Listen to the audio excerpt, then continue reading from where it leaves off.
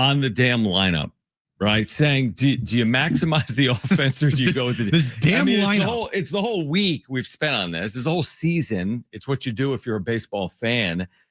And listen, it's one game. It's not like we were right and they were wrong. But last night did kind of prove the point that it's not like they got this offense that falls out of bed scoring 4 or 5 runs. And last night they only scored 2 times. And it's hard to win only scoring 2 times. And Robert Suarez allows the 2-run home run in the 9th. And, the 3-game losing streak is over. It's not the end of the world. But to your point from the update, I mean, you're running out of time to win this division or to secure a seed better than 5. Like, the writing is more and more on the wall. Don't you agree that, like, they're heading down the path of securing the number 5 seed? There's very little time for them to make that move. And if they're going to make a move, it basically starts now. There's only 17 games remaining to make the move. So just to update everybody on the standings in the wild card race. Yeah. And the division, Padres trail the Cubs by 3 games for the 4 seed. All right. 3 back in the loss column. So they played the same amount of games. They're 3 back of them. The tiebreaker still to be determined. Yeah, we're not sure. Because they split the season series. So then it goes to intra-division record. And that's still up for grabs and in play. Mm-hmm. They are ahead of the Mets by 3 games for the 6th seed. Okay. Mets have lost 4 in a row. They're fighting for their playoff life. The Giants have surged to within 2 games of the Mets. Then you look at the National League West. Dodgers win last night. Padres lose. So the Padres are 2 games back of the Dodgers, but really 3 because the Dodgers hold the tiebreaker. All right. 17 games remaining. The schedule, we all know it. Yes, I agree. They have to start right now. Now, with all that being said, even with their loss last night, and even if they lose tonight, okay, bad series, right? Would we all agree with that? Sure, losing at home, bad series. Yeah. What if they swept the Rockies? Right. Then what do you say? And that's where I'm kind of at, where we said this 7-game homestand. I'm just breaking things down. I don't want to look too big picture here. I'm just breaking them down into series and homestands and road trips. So this 7-game homestand is so crucially important because you have, messed around and found out by, toying and just losing games to bad teams that you now have to play good baseball at home and you have to play good baseball against bad teams for the rest of the year. Mm-hmm. We said 5-2. At minimum 5-2 in this homestand. Right. And if they accomplish that, I think they're in a good spot because the Padres play the Rockies for 4 coming up this weekend, starting tomorrow night. Dodgers, they have an off day tomorrow. So you can gain a half game on the Dodgers tomorrow. If tonight doesn't hurt you even more and whatnot, but still, even if you lose tonight and the Dodgers win tonight and you're 3 back, you can gain a half game tomorrow. The half game, though, is inconsequential because at the end of the day, it's all going to equal out. You can gain maybe a couple games this weekend, depending on what the Dodgers do against the Giants. But anyway, I'm just looking at it. You got to be 5-2 on this homestand. Yes, I agree. I agree with everything that you just said, but also you don't control what the Dodgers do. I mean, you could go 14-3 from here on out and potentially not win the division because the Dodgers could go 12-5. And if they go 12-5 and you go 14-3, then obviously you're not going to win the division. So you don't control what the Dodgers do. Now, I think the Dodgers have a tougher schedule than the Padres because they play the Giants 7 times. Giants are losing right now to Arizona 4-0, I think in the 5th inning. So, I mean, a lot of it is out of your control. I said within the last couple of weeks, I think the Padres need another 14-3 stretch. And I still believe that. Mm-hmm. It's going to take something like that. You have 17 games left. They've done it twice. That's asking for a lot at this point. But with the opponents you have to come, it's at least possible, but it's not as simple as the opponents aren't that good. You're going to win. I mean, look at the Twins and the Orioles and the loss to the Rockies on Friday and the loss yesterday to the Cincinnati Reds. So it's more about the Padres, and the Padres have been a little bit of like imperfect group. There's been some good, there's been some bad, and here we are. Michael King yesterday returns, which is good. He pitched well, which is encouraging, but they lose the game 4-2, and now we're running out of time. We have a lineup. Oh, good, because it is the 5:40 start. It is the 5:40 We have a start. lineup. Do you want to guess what the lineup is? Not particularly. Okay. Is it a left-handed starter? It's a left-handed starter tonight. Okay. Is it the same lineup that they used against the left-handed starter on Monday. No. Is Luis Arraez back in the lineup because he didn't start yesterday against a left-handed pitcher? Yes. Okay, so Arraez is back in at the expense of Ryan O'Hearn at first. Fernando Tatis Jr.'s leading off in right field. Luis Arraez batting second, playing second. Manny Machado batting third, playing third. Sheets is your DH cleaning up. Ramon Liriano's hitting fifth. Jackson Merrill's in center hitting sixth. Ryan O'Hearn is at first base hitting seventh. Oh, wow. Jake Cronenworth is playing shortstop hitting eighth. And Elias Diaz is your catcher behind the plate. I continue to not understand anything Mike Shildt ever does. They're making it up as they go, because yesterday it was, it's fluid and it's defense first. And then today it's, okay, we're going to put Cronenworth at short. Yesterday in the 8th inning of a tie game, they put Jake Cronenworth at short and Luis Arraez at second. But defense, John, defense. We can't start a game against a righty with the combination of Jake Cronenworth at short and Luis Arraez at second. But in the most important part of the game, let's put that defensive alignment out there, because that makes sense according to what I'm saying. So you've got Merrill, O'Hearn, and Cronenworth in succession in this lineup. And you have Jake Cronenworth, like you said, at short. And you have Luis Arraez at second.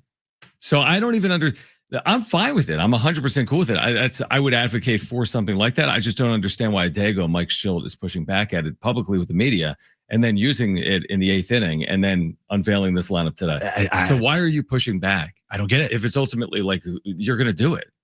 Yeah, I don't know. It's like one day it's one thing, the next day it's the other, and you wasted 3 at bats last night with your quote unquote defensive alignment that you coveted on Jose Iglesias. Mm-hmm. You wasted those 3 at bats when a Luis Arraez could have got those 3 at bats against a right-handed pitcher, where he's hitting almost 300 this year against right-handed pitching. Right. Like, it wasn't like a lefty was on the mound. So the first 2 nights, the lineup made no freaking sense. None. And with this lineup today, it makes the first 2 lineups of this series make even less sense.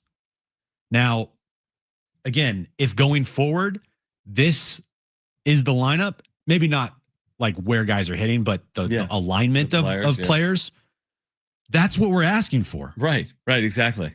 But if tomorrow you go right back to Jose Iglesias at short or Mason McCoy or whatever, then what are you doing? Make no sense. Like, make up your damn mind. Just pick a lineup and go forward for the rest of the season. Yeah, I mean, they're facing a very tough lefty tonight, right? I mean, Andrew Abbott's numbers are very good. I'll pull him up right now. He's got 288. He's got a 288. He's got a 115 whip. He's a very good left-handed thrower. And I'm all for putting your best lineup out there in an effort to score hopefully a couple of runs and find a way behind Nick Pivetta, who's been awesome, obviously this year. You don't have to score 6-7 runs. Like, hopefully behind Pivetta, you score a couple of runs and that's enough. I don't get the wishy-washy back and forth. One day it's defense, one day it's offense. You have 17 games until the postseason. Just pick what you're going to do. Mm-hmm. Just figure it out. If you're going to lean into the defense, then just do it and do it every day. If you're going to lean into the offense, just do it every day.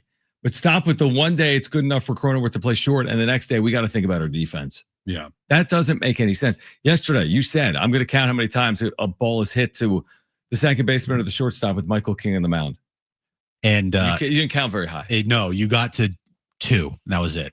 So that's why it doesn't matter who's playing second base and shortstop, because when you have a total of 2 chances, who even cares? How impactful are 2 chances over the course of an entire game? I mean, any one chance could mean everything, but it's 2 chances. Yeah.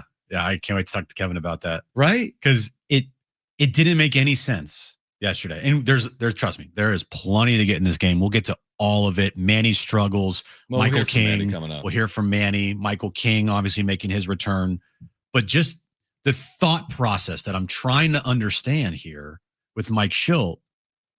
And by the way, it's not just us that's thinking like this, because we've texted back and forth with people and they're just like, I don't know. I don't get it. I don't know. You have an opportunity to put your best lineup out there, like your best bats possible. And you choose defense one night, and then the next night you don't, according to what they think. To us, hey, Jake Cronenworth at shortstop, it's not like the ball's going to go to him every single play. He can handle his own over there. Luis Arraez, he's played second base a lot in his career. He can handle second base. And I don't care if they commit an error, because guess what? All the guys have committed errors. I saw Iglesias within the last week commit an error. I saw Cronenworth at second commit 2 errors. And by the way, all of the Reds runs last night came via the home run. And they've hit 5 in the series, so you can't defend the home run unless you're Fernando Tatis Jr. and you literally go over a wall. Which he's been doing, and he did yesterday, and you it. still lose the game. So I'm with you. I mean, the story yesterday is the return of Michael King. And I thought he got a lot of praise, which I'm completely in favor of, but I still need to temper it. Because A, how does he bounce back from the start? B, if not for Tatis literally going over a wall to make as spectacular of a catch as you can possibly make, he would have allowed 3 home runs in 5 innings and 4 runs overall. Right. And he needed Tatis going over a wall to prevent him from allowing 4 runs in 5 innings. So King's a big part of this equation. Like he's a keystone for their team. Like you can't take him away and win, World Series, you wouldn't think. So it's good to have him back, but now is he healthy on the other side of it? And how does he progress from here on out over his next 3 starts? It's a huge part of the year. I thought he looked good for coming back. Yeah. 5 innings, 62 pitches or 63 pitches. Mm-hmm. Gave up those 2 home runs. Look, you'll take that almost every day, right? Actually, I would take that every day. 5 innings, 2 runs, 6 innings, 2 runs. Like that's what you want. They might need more out of him, but again, it wouldn't have mattered. It doesn't matter because the offense didn't score any runs for him. Besides Jackson Merrill, they had 1 hit last night. Right. That's not going to cut it. You got to do way better than that. Yeah, you can't just wait for a 10th inning. We'll just get to the 10th. We'll move a guy over and score him. Right. We'll just wait for the situational play where we can sack bunt a guy over and hit a sack fly. When the other team is hitting 3 home runs and truthfully should have hit 4 home runs yesterday, if not for Tatis. So we'll hear from Machado on the other side. Another frustrating night for Manny. He goes 0 for 4. He's hitting under 200 since the 1st of August. So we'll hear from Manny Machado on the other side. Again, Kevin Acee is our Padres Insider. He joins us at 5. Darnay Trip is on the show at 4 p.m. This is Jon and Jim, San Diego Sports 760 and live on the iHeartRadio app.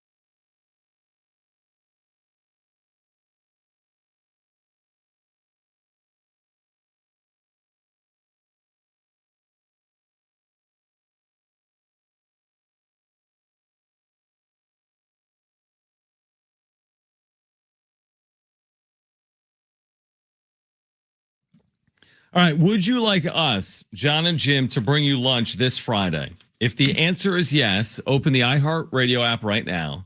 Search for San Diego Sports 760. There's a microphone icon. Click on the microphone icon. It's the talk back. Tell us your name, where you work, and why we should bring you and your crew lunch from Sombrero Mexican food this Friday. Me and Jim, hand delivered, will hang out and eat lunch with you if you'd like us to. Sombrero Mexican food has been serving up San Diego style Mexican food for over 40 years. What do you think about that, Jim? Me and you and a listener having lunch? I love it. How great does that sound? Yeah, Sombreros on Friday. Me, John, you at your work, free lunch. What could be better? I've seen that the text line, or not text line, but the talkback mic. Has it been lit? It's been lit. People want to hang out with us and have lunch with us on Friday. That's interesting because my wife doesn't. I mean, sometimes she does. Well, sometimes she does. It depends on the day. But Yeah. I think if I brought home free lunch, she would definitely want to do that potentially. Maybe you Potentially. can come over. We can, Jon and Jim and Yeah. Kristen. And one time I can come over. It could be Jon and Jim and Aaron. But the whole point of it is to give free lunch to one of our loyal listeners of the show. Kristen listens sometimes. Unfortunately, our wives aren't loyal listeners. No, they're like forced listeners. Right. They're Like what hostage is listeners. this? And then when they do listen and we're talking about them, they think we're being serious. I know. Like, how could you say that? I don't like eating lunch with you. I'm just kidding. It's a radio show. Just It's a bit. It's a show. It's a show. Hence the show part of it. Okay, so again, if you want free lunch, a Sombrero's lunch platter, if you want to hang out with me and Jim, we're going to hand deliver it to one of our listeners this Friday. All you need to do right now is open the iHeartRadio app, search for San Diego Sports 760. Am I frozen? And click the red talkback mic and tell us your name, where you work, and why we should bring you and your crew, your team, your work team, Your crew. lunch this Friday. Yeah, it's easy. Is Just there go going to to be a vegetarian option for me? I'm sure they have salsa and guacamole. Love salsa. And they might have like cheese quesadillas. I don't Chips. know. Chips. I like all that. Beans. Yeah, I love all that. I don't know exactly what is on the menu, but it's Sombrero Mexican food. You can probably guess we're going to bring you some Mexican food on Friday. Open the app and tell us where you work. And we will be at your place. No. And then react on the other side, or do you want to react to Manny Machado, then hear from him? Because that's kind of interesting because he's reacting to his night. I mean, everything's going haywire for Manny. Yeah, it has. 35 games, he's hit 199.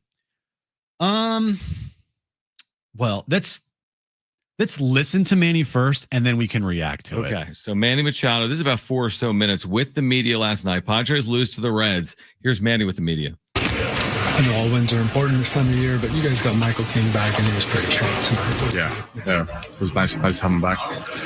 Threw the ball well. I had some good swings. Got one over the fence, but overall, I think he looked pretty good up there. So it was a good sign to have our guy back. Just have made all these additions at the trade deadline. You have a lot of good players, but win a lot of different ways. But that would seem pretty crucial to have Michael be a guy that can start for you in big games. Just having him healthy. I think that was the biggest thing was having him healthy to come back.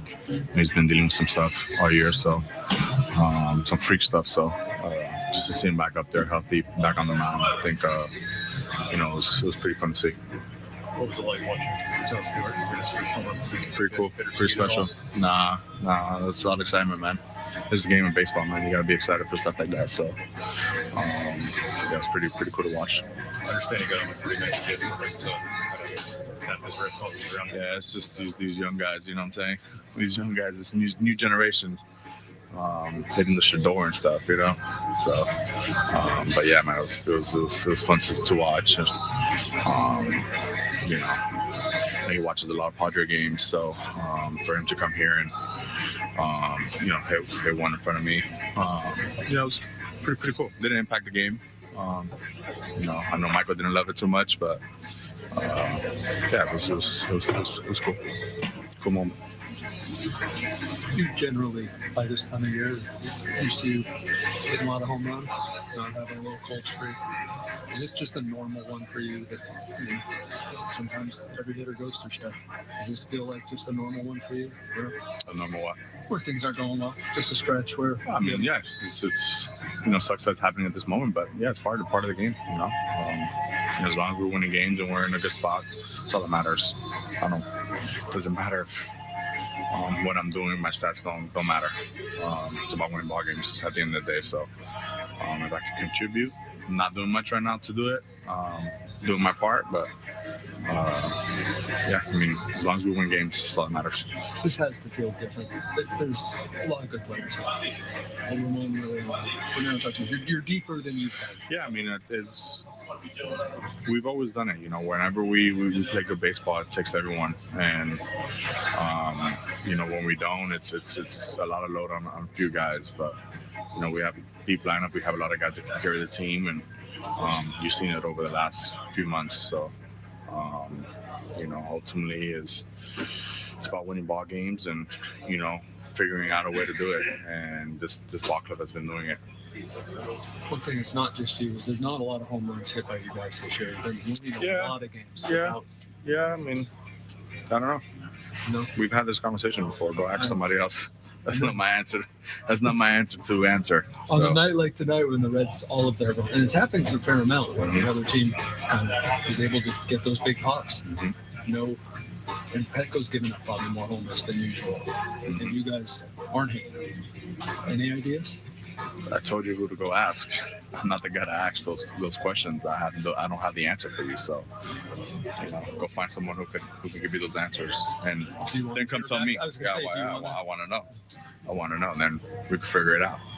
You said there's not time left for you to take off the first game of the season. If you're going to keep going wire to wire, is that a delicate balance? Like do your pregame work, making sure you're prepared for the game, but also making sure your body's getting as much recovery as possible.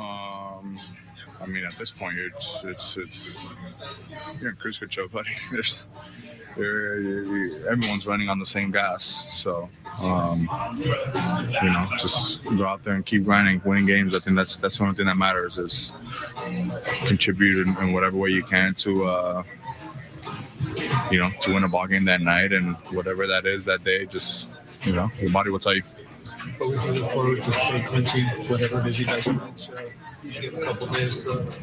Yeah, I mean that'd be nice for sure. But let's get there first.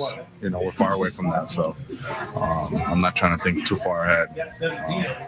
We still got a tough stretch to go, and a lot of important games to be played. So let's just keep it short and think about tomorrow and winning that ball game tomorrow. All right, congrats, Sal Stewart, for Manny Machado. That was a wonderful moment yesterday. Yeah. Also, thanks to Marty Time TV for that video and audio as well. Thank you, Marty. We'll react to that on the other side. Plus, what Manny had to say about his struggles, how it's not about his individual numbers, it's about the team's performance. There's a lot there. We'll react to on the other side. Again, Kevin Acee will join us at 5. Darnay Trip at 4. This is Jon Jim. San Diego Sports 760 and live on the iHeartRadio app.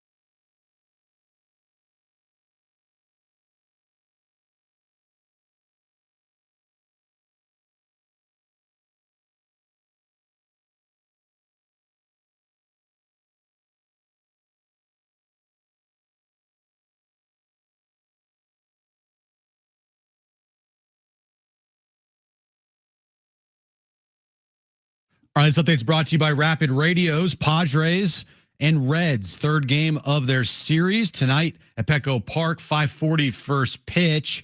Padres, they're going to have Nick Pivetta on the mound tonight against Andrew Abbott for the Cincinnati Reds. Padres with the loss last night, and the Dodgers win over the Rockies are now 2 games back. The Dodgers in the National League West, but the Dodgers do hold the tiebreaker there. And NFL news of the day, Kyle Shanahan coming out today for the 49ers saying that Brock Purdy, it's a long shot that he'll play this weekend against the Saints, and he'll likely miss multiple weeks with a foot injury.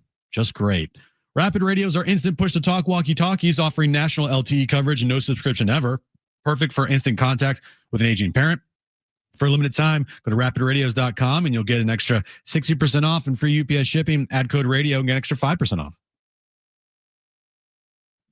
All right, Jon and Jim, San Diego Sports 760. Darnay Trip swings by from NBC7, friend of the show, arguably at 4 p.m. And Kevin Acee, friend of the show, he's a friend forcibly. Of the show, because he's a forcible friend of the show. Well, I was going to say Kevin's the forcible. Oh, friend I was going to say of the Darnay show. is, because at least he still joins us. He still texts us, and he communicates with us And texts us. and texts as us.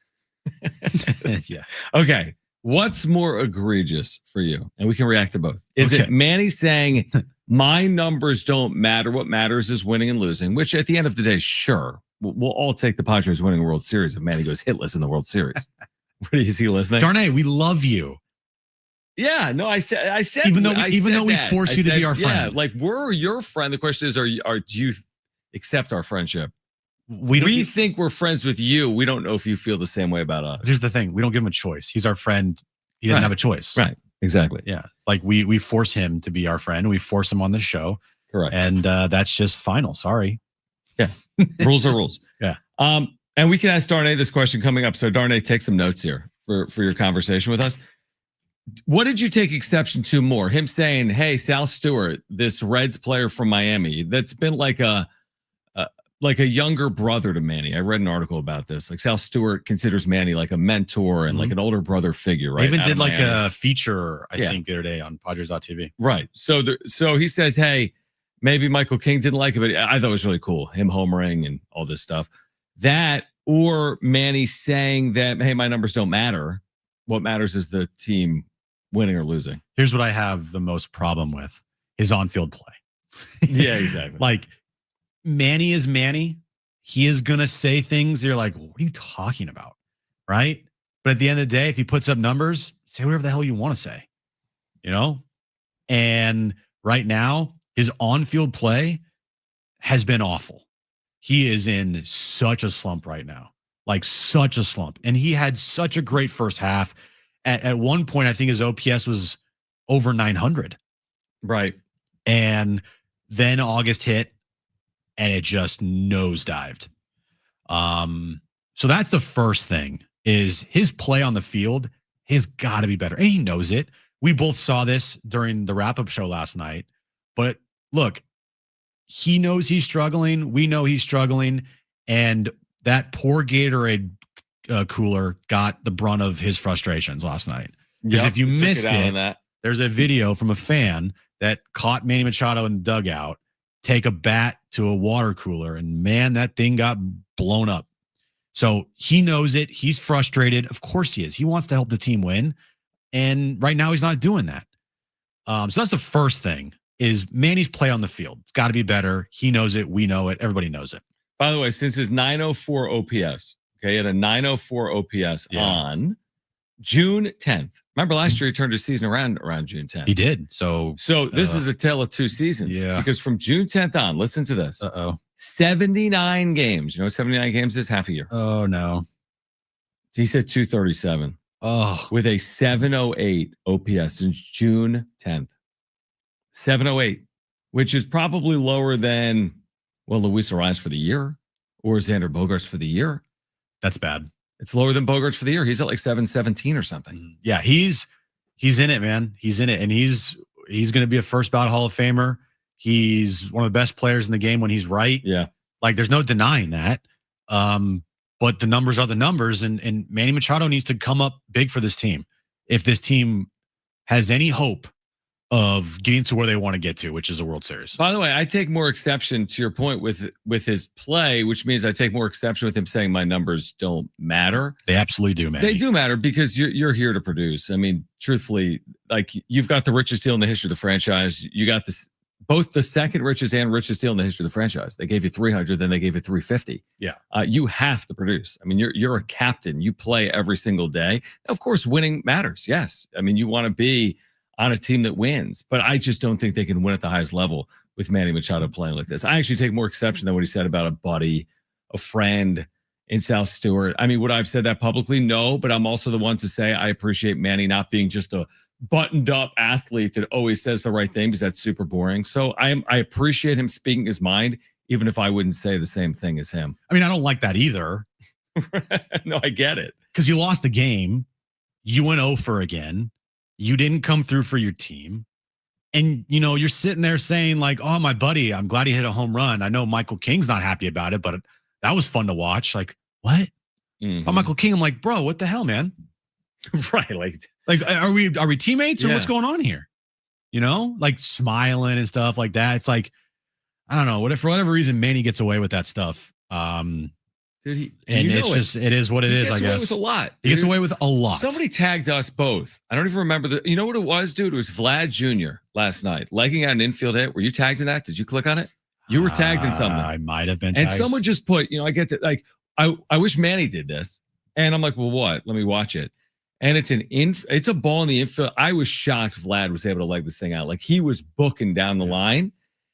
I'm sorry, like that's not going to be Manny, as we've said, but for whatever reason, not only is it not Manny, you're not even allowed to criticize Manny not hustling anymore. Like we've reached the point where it's one thing to play in the manner in which he plays. He plays 162 essentially. He's going to be close to that again this year. He doesn't want to take a day off. We're going to get into that as well here today. Right. But like we've reached the point where like I'll criticize Manny not hustling. People are like, that's not fair. I mean, this is how he stays on the field. Like, really? It's not fair to criticize a player for not for not hustling. That's not fair anymore because it's Manny Machado. Right. The reason why people get so upset when Manny Machado is criticized for poor play or for things he says or his leadership problems or not hustling or whatever it is, right?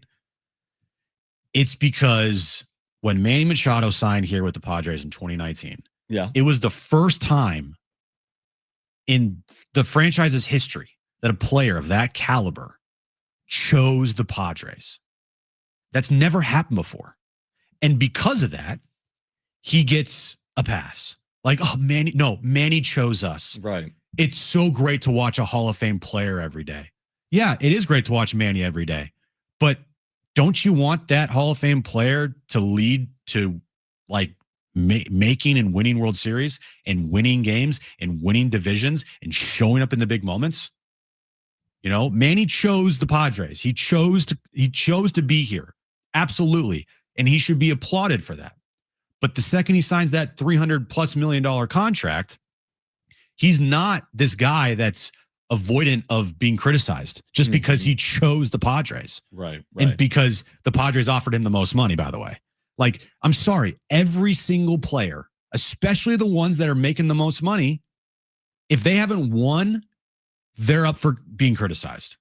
And Manny hasn't won. Well, there's two ways to look at it, and I completely agree. You either win or you do everything in your power to help a team win. It would be one thing if last postseason he hit 519.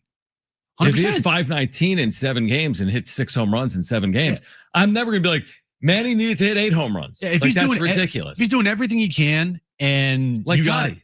and you got Robert Suarez giving up 2-run walk-off home runs. Like Toddy last postseason. Like we talk about these 24 innings, like it's like, I mean, this is like a part of the history of the franchise now. Yeah. But you couldn't possibly put that on Fernando Tatis Jr. I'll criticize Tatis for some of his play in 2025. What I won't ever do to this point in his career is criticize his postseason performances. I'll criticize him not be available in 2022. But what he did in 2020 and 2024, Toddy, should be celebrated. Manny hasn't yet had that postseason. So you better go lift this team up. You can't force them to win. You're one player, but you can do everything in your power with your play to put them in a better spot. And last night when Mike Shildt was asked about it, of course, he scoffed. Yep. But I do agree with him on this at this point of like he's Manny Machado. He'll figure it out. Yep, that's what he said. Because they have no other choice. And I do believe that Manny, obviously, he has the ability and the skills and the talent to figure this out. Mhm. The issue is like, can he figure it out in time? Can he not only figure it out in time, but can he help lead the way? Can he be the bus driver and not a passenger on the bus?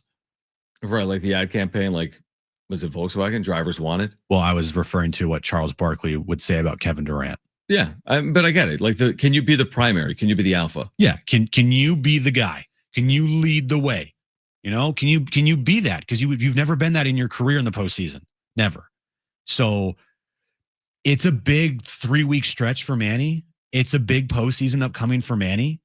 And like we're not saying anything here that he doesn't already know, or the team doesn't know, or the fans don't know. Everybody knows it. You know, all you got to do is just look at Manny Machado last night beating the crap out of a Gatorade cooler. Oh, yeah. He's frustrated. Yeah. He knows he's got to be better. And, you know, Manny's never the best quote soundbite. There's times when he's a good soundbite because it's like, what the hell are you saying? But look, he has to go out there and turn this thing around because they're going to need him. And I do trust Manny to figure it out. I just am still waiting for that to happen in the biggest moments at the end of the year in a postseason. Yeah, in a postseason, because you know what? I hope he does it this weekend against the Rockies. That's great and all, but I need to see it also in October. And by the way, it's not even 3 weeks. This season ends in 18 days for the Padres. All right. Does he need a day off? He's not going to get one. We can discuss on the other side. Plus, an update on Xander Bogaerts. We have Darnay Trip with us at 4. Kevin Acee at 5. We'll tell you about today's giveaways as well. Jon and Jim, San Diego Sports 760 and live on the iHeartRadio app.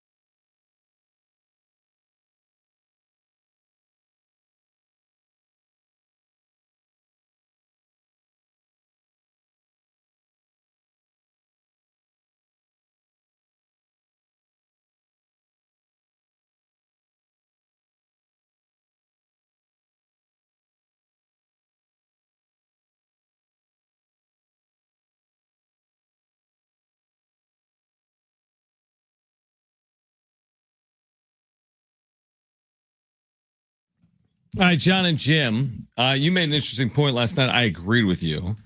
It may or may not look good I made tonight. an interesting point. What? Well, you said he just needs a day off. Talking about Manny Machado. Oh, I mean, yeah, it's so clear as day, obviously. I mean, there's a number of reasons, truthfully, why he needs it. One of which is he just never takes them. And he's clearly not full. He could use the day. He's 33. He's hit 199 since August 1st. And he's clearly dealing with tons of things right now. He's not going to get the day. Maybe today's the day he hits 2 home runs or whatever. So that's the thing. But based on everything that we know to this point, he could use the day that for whatever reason he just hasn't taken basically all year long. I get it, but also it's like you don't want to do something that's detrimental to your team. Like it's great to play, but it's also great to be in a position where you can help your team win. Let me ask you this. Of all the players on the Padres that are struggling right now, I mean like struggling, maybe not to the extent of Manny Machado because I feel like his struggles are worse off than everyone else's struggles. Right.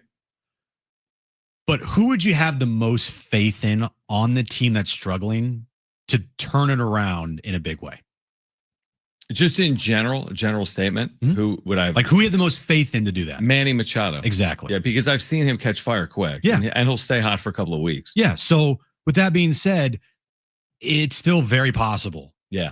That he can turn this around very quickly because of that point right there of, Tatis struggles and Merrill's struggles and Ariza's struggles. And of course, now Manny's struggles. Who do you have the most faith in to turn it around? The answer is Manny Machado. Yeah, definitely. So look, it sucks right now that he's going through this and maybe he does need an off day. It's like, just give him an off day, let him get off his feet. Lose a battle to win a war type of thing, right? Go have one day without Manny Machado so then he can re-energize himself and get ready to go for the stretch run. Yep. Likelihood of that happening though, probably very slim. But even without an off day, of all the players that have struggled for the Padres, he's the guy that you trust the most to turn it around. None of us would be surprised if tonight he had 3 hits and a homer. There's no doubt, but you're hoping that at some point this does end because we've reached the point of this being actually pretty surprising. There's a lot of time for him to struggle like this. It's one thing to have bad 2 weeks. Yeah. It's another thing for it to be like 5+ weeks. And to the team's credit, they've not only kept their head afloat above water, but they've had a good stretch in there as well. They had a 14-3 stretch. Yeah. And that stretch alone has carried them and put them in the position that they're in right now, along with the Dodgers struggles. But more importantly, the Padres had to play good baseball as well. You're right. Even with him struggling, they're well over 500 since the first of, I say well over. They're 19-17 since August 1st. So they've kept their head afloat over the last 5 weeks. It makes you wonder if Manny Machado turns it around here. Could they win this division? Yeah. Like I know it does. You don't want to ever put one thing on one player, especially in baseball. Maybe you can do that in other sports like basketball, even football. You just the quarterback, right? But in baseball, Manny's got 4 bats. He's not throwing pitches. He's not hitting every time up. Yep. He's not in every single situation with the runner in scoring position.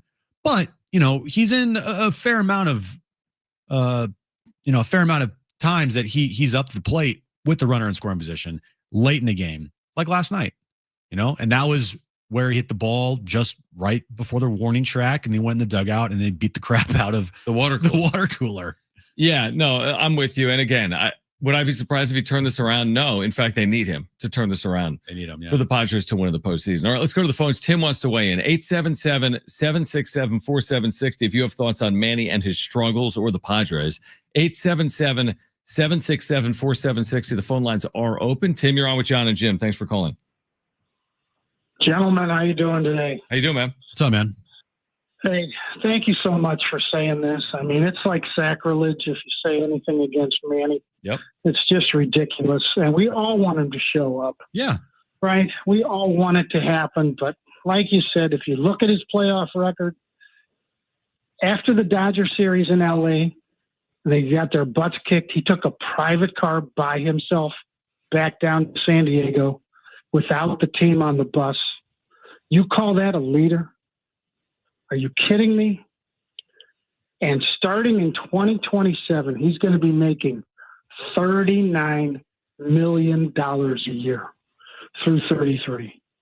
Wrap your brain around that, guys. I mean, hey, we all want it to turn around, but until this guy wins, I have a hard time rooting for him. Simple as that, guys. Appreciate you, Tim. Thanks for listening. I mean, I'm not going to criticize Manny for taking a car at the end. I have no idea what happened. I can't go there. I can only go with what I see when the games are being played. And I will criticize him for that. I will criticize him for his lack of performance in some of the biggest moments in his tenure as a Padre. That I am completely willing to do. The whole leadership conversation, all you have to do is listen to his own words to Kevin Acee a couple of years ago. What is this high school baseball? I mean, Manny's leadership style is somewhat unique to a lot in the sport. You know, to each their own. He goes against the grain. There's no question about it. It is not for everyone. I would agree with that. But it's hard for me to criticize some of the stuff that's happening like outside the white lines. I'm just going to criticize what I see between the white lines, which hasn't been good enough. Yeah, like, look, we've both heard things about Manny Machado, but at the same time, it's not fair to criticize Manny about those things when his play is the most important. If he was playing lights out MVP level right now, no one would be talking about certain things that Manny's done behind scenes to rub people the wrong way or say things to people or even get, people maybe fired. Like, people won't be talking about that. It's like, oh, dude's hitting 330 with 35 bombs. Right. That's all people care about. And, that's as a fan, that's what I care about. Like, I care about what Manny Machado does on the field. Now, we'll probably talk about those things if on the field play isn't good, because then it opens up the door to like a conversation about everything. But right now, for Manny Machado, he has got to come through. There's kind of just no excuse and no exception. And I think when Manny doesn't come through, there is this feeling of like, well, it's Manny Machado. You should be thankful he's on the Padres. Like, what does that mean? Like, no, I don't. fan base is too, no. Don't be soft. Yeah, exactly. Like, come on, stop. He doesn't win anything. Like, win something first. I got a question for you, and you can't answer it because I don't even think AI can answer it. But here's my general question, because I'm just thinking this: how many first ballot Hall of Famers have no titles, which will happen in baseball? Make no mistake. There's guys without any titles, no titles, and no MVPs. Now, the one thing he controls potentially is whether he wins a title. It's going to be very hard to ever win MVP. You're in the National League with like Shohei Ohtani, and you're 33. Like, if you haven't won an MVP by 33, is he going to win an MVP at 35? Very hard to envision that. But like, isn't that an interesting question? And I'm sure there's a number of guys. But like, to me, Manny is a first ballot Hall of Famer. I think he's going to hit 500 home runs or very close. I think he's going to have 3,000 hits. I think he clearly has 3,000 hits with health. But he's not going to win an MVP. And we got to see if he's going to win a World Series or not. I mean, that's a big part of the story. I hope he does. Everyone hopes he does. That's a Padres fan. There's still time for that. Did Mike Piazza ever win an MVP? My guess is no. I mean, he has some massive years. I don't know. But the answer is, of course, there's people. I'm just wondering, how often has it happened? He was not a regular season MVP. Okay. And he never won a World Series. Okay, so there's one. There's one, right? But is it a regular occurrence? Did Ryan Sandberg ever? No, he did win an MVP. He won MVP in like his second year. 84. Yeah, his second year. But it's just right. Do you think Manny's going to win an MVP? Adrian Beltre. That's a good comp for Manny. Yeah, it is. Never won an MVP. I'm pretty sure he never won a World Series. 21-year career. Yeah, I think that's a good comp. A guy that never won an MVP, never won a World Series, but he's a first ballot Hall of Famer. Well, Manny hopefully wins a World Series, because I'm not holding my breath on the MVP. Is the point? I don't care about an MVP. No, but I care about the World Series. if you want an MVP, but it's a World Series MVP, that's all you want. That would be good too. Like, that would be good too. That's an MVP that would mean way more than a regular season MVP. 100%, especially, no doubt about it. I agree with that. All right, so again, Darnay Tripp's going to join us at 4 p.m. Kevin Acee will join us at 5 p.m. We'll hear from Mike Shildt pregame as the Padres get ready for the Reds. We'll also transition to Week 2 in the NFL, quickly approaching tomorrow. Huge game in the NFL. We have Commanders and Packers. In addition, can Jim's Niners overcome all of the injuries that are piling up? We'll discuss in the 3 o'clock hour. Darnay at 4, Kevin Acee at 5. Hour 2, Jon and Jim on San Diego Sports 760, and live on the iHeartRadio app is next.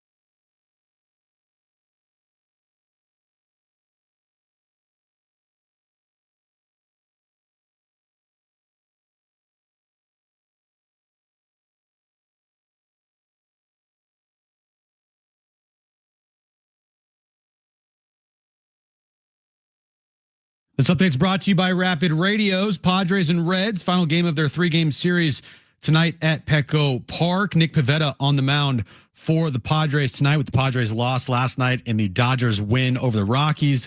The Padres are now 2 games back of the Dodgers in the National League West with 17 games to play. In NFL news of the day, Kyle Shanahan saying today to reporters that Brock Purdy will likely miss this upcoming game this weekend against the Saints, and he'll likely also miss multiple weeks due to a foot injury. Just great.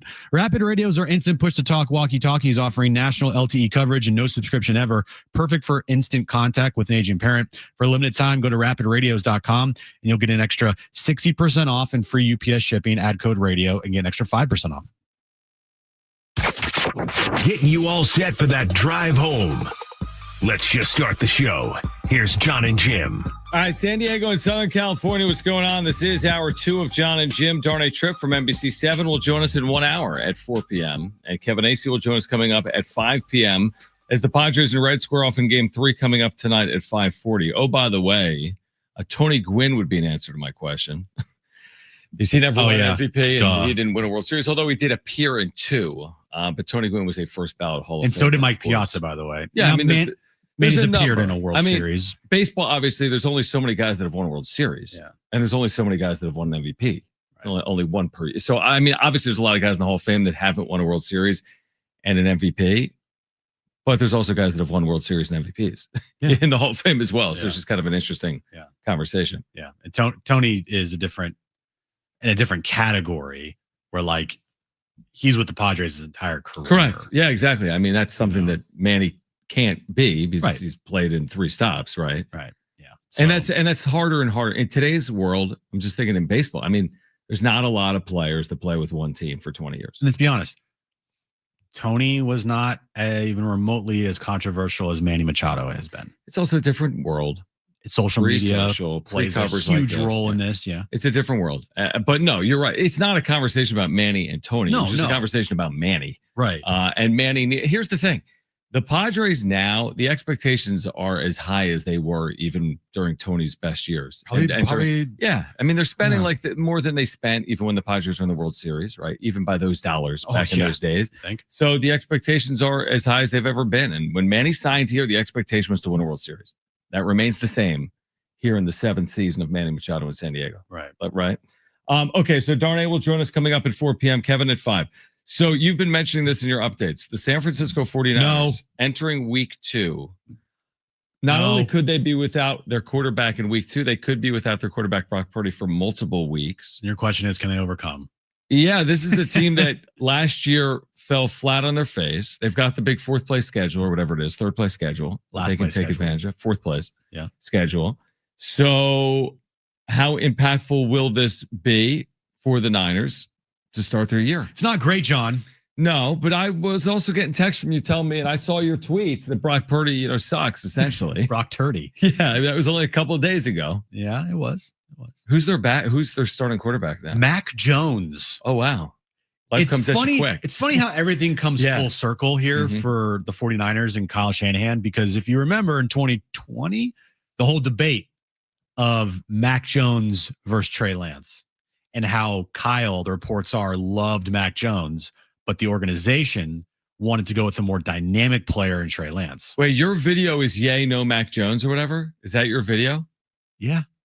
Yeah, you tried to keep that from me? It's not Mac Jones. It's not Mac Jones. Brent, you still have that somewhere? Brent's going to see if he has that. The last thing Jim. And now I'm rooting my ass off for Like I said, life comes at you quick. It doesn't feel like that long ago. We were talking about that video and that night. And that drive. I remember it like it was yesterday. 2 things. The fact that the Niners could overcome moving all those picks and drafting Lance and putting themselves in a Super Bowl as recently as 2 years ago is amazing. But now on the other side, here they are with Mac Jones and Kendrick Bourne. They're dealing with injuries everywhere, right? Yeah, it was the thing that they couldn't afford to have this year, which is the injury bug. Because last year it ate them up and spit them out. The injury bug played a huge role in last year's team's 6-11 season, I think it was. It went 6-11 last year. That's a 4th place schedule. That is a 4th place schedule. I didn't realize it was 6-11. It was bad. So Here's my positive 49er Jim take. At least it's happening now and not the end of the year. Yeah, it's true, actually. Yeah.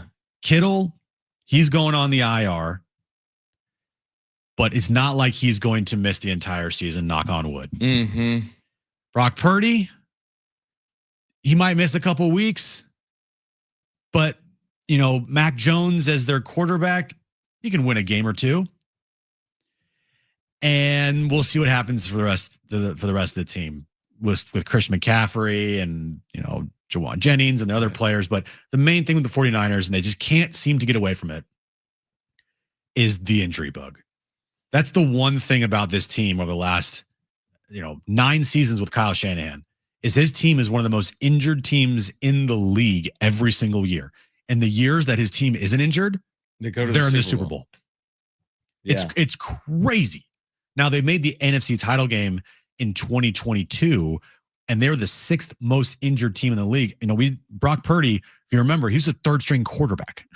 Take away the name. The game they lost to the Eagles without a quarterback, right? And he got hurt. Yeah. Ironically. Yeah. So when they're injured, and it's a lot, they don't do well. But when they're healthy, man, they're like one of the best teams in the league. Now, their schedule, I think, does help them because they're going up against Spencer Rattler this weekend with the Saints. Like, if you can't beat Spencer Rattler, it's a problem. Right. Now the Cardinals and the Rams, that's going to be tough division opponents, which, you gotta take care of the, games in your division, but at least they're not out for the season yet. That's the encouraging sign. As I say, yet, right? Yeah. So we'll see, but again, it's not great. And of course, now I will have to be rooting for Mac Jones when I vehemently did not want Mac Jones on my football team. Did you find this out? This was Jim.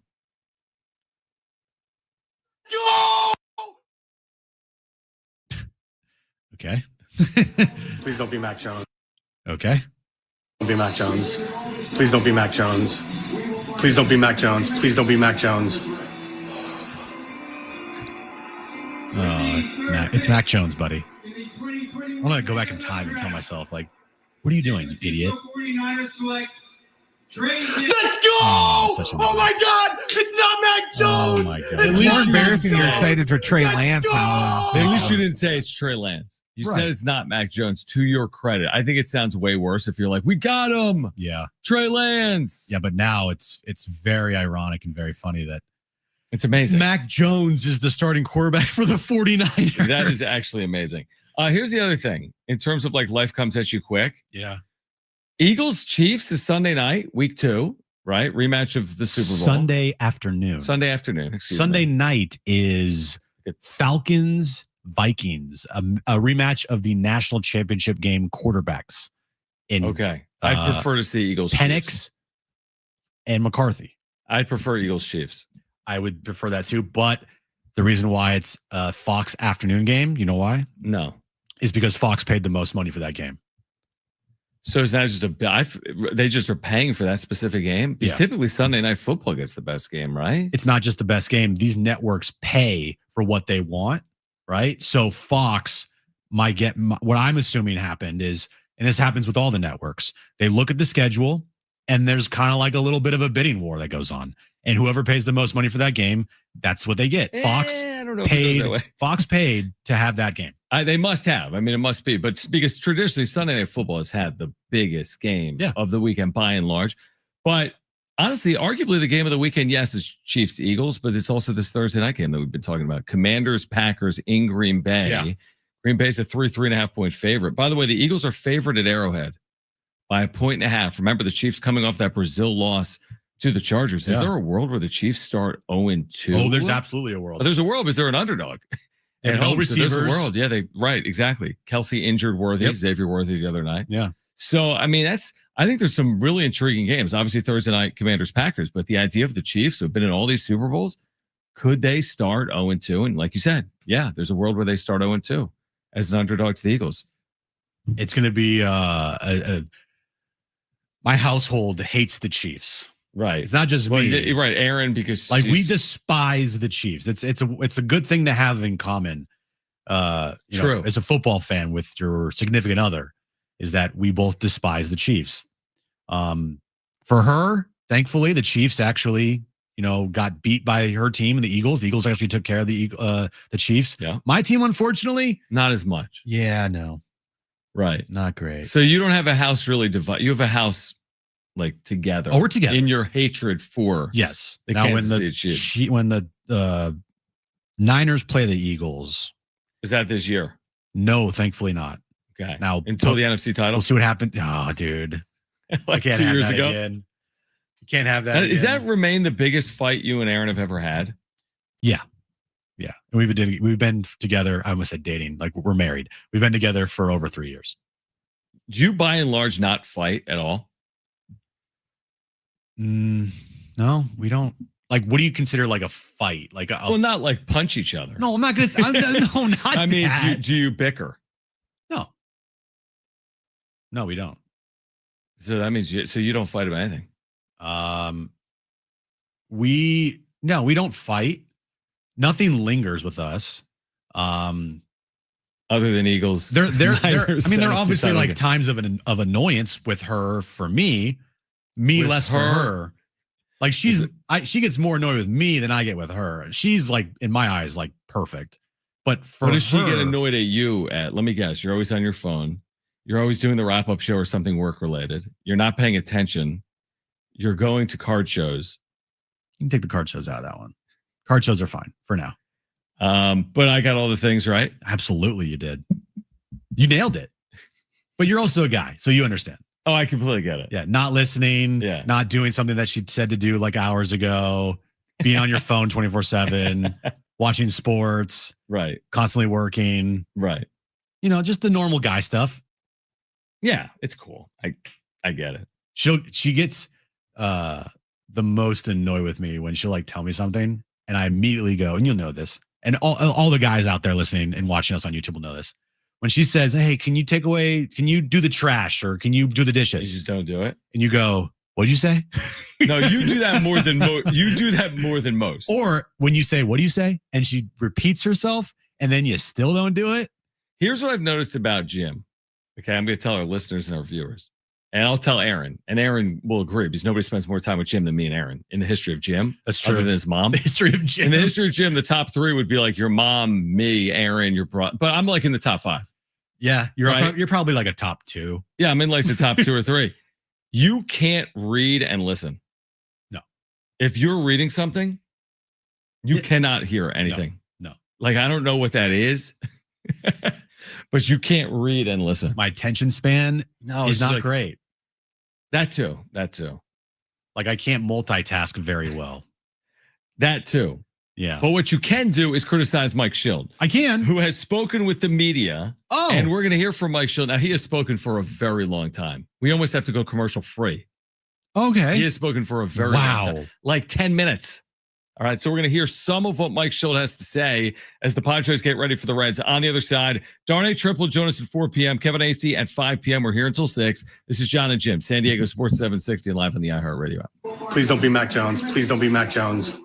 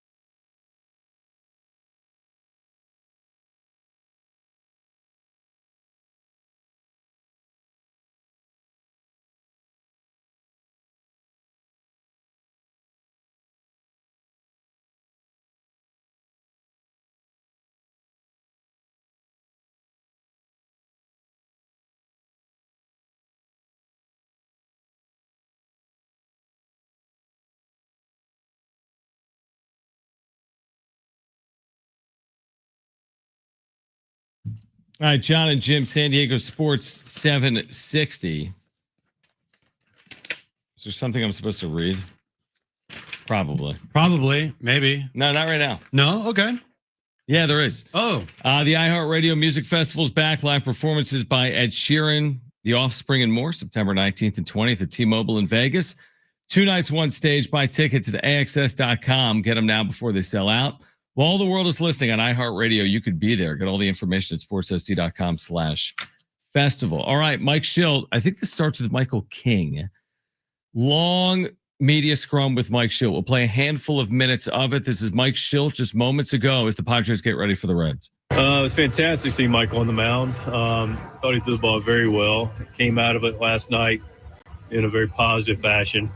And today, there's been no reports that he didn't feel anything other than normal after a start. So a really positive day for Michael and the Padres. With the recent work that we've seen from the high leverage arms in the bullpen, how does that affect availability today? It affects it. I'm not going to tell you what our bullpen availability is for today.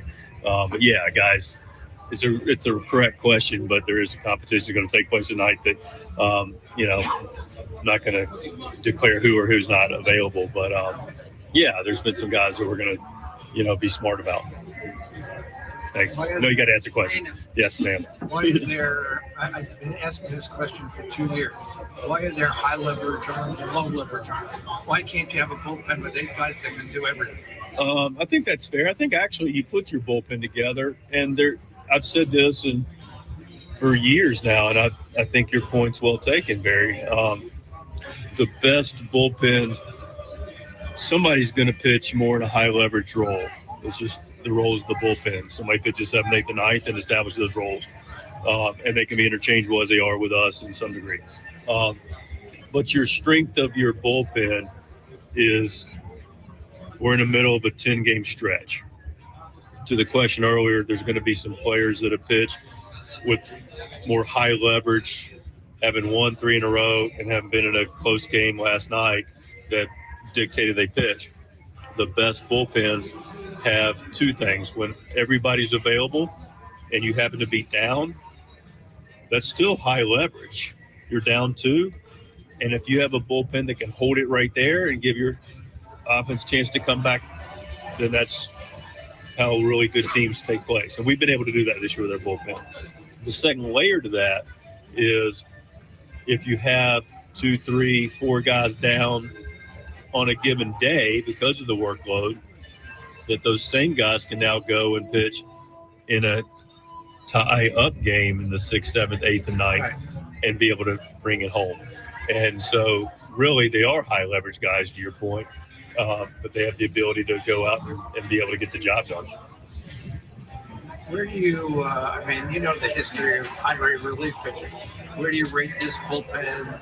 Because the Padres, no matter good or bad, have always had a great closer and a great bullpen. It's really unfair for me to rate it. You would have a better understanding of that than I would. I am familiar with the history. Of course, it starts with Trevor Hoffman, our Hall of Famer. And it goes way back before that. Yeah, I know there's been, bullpens that have been historically good here.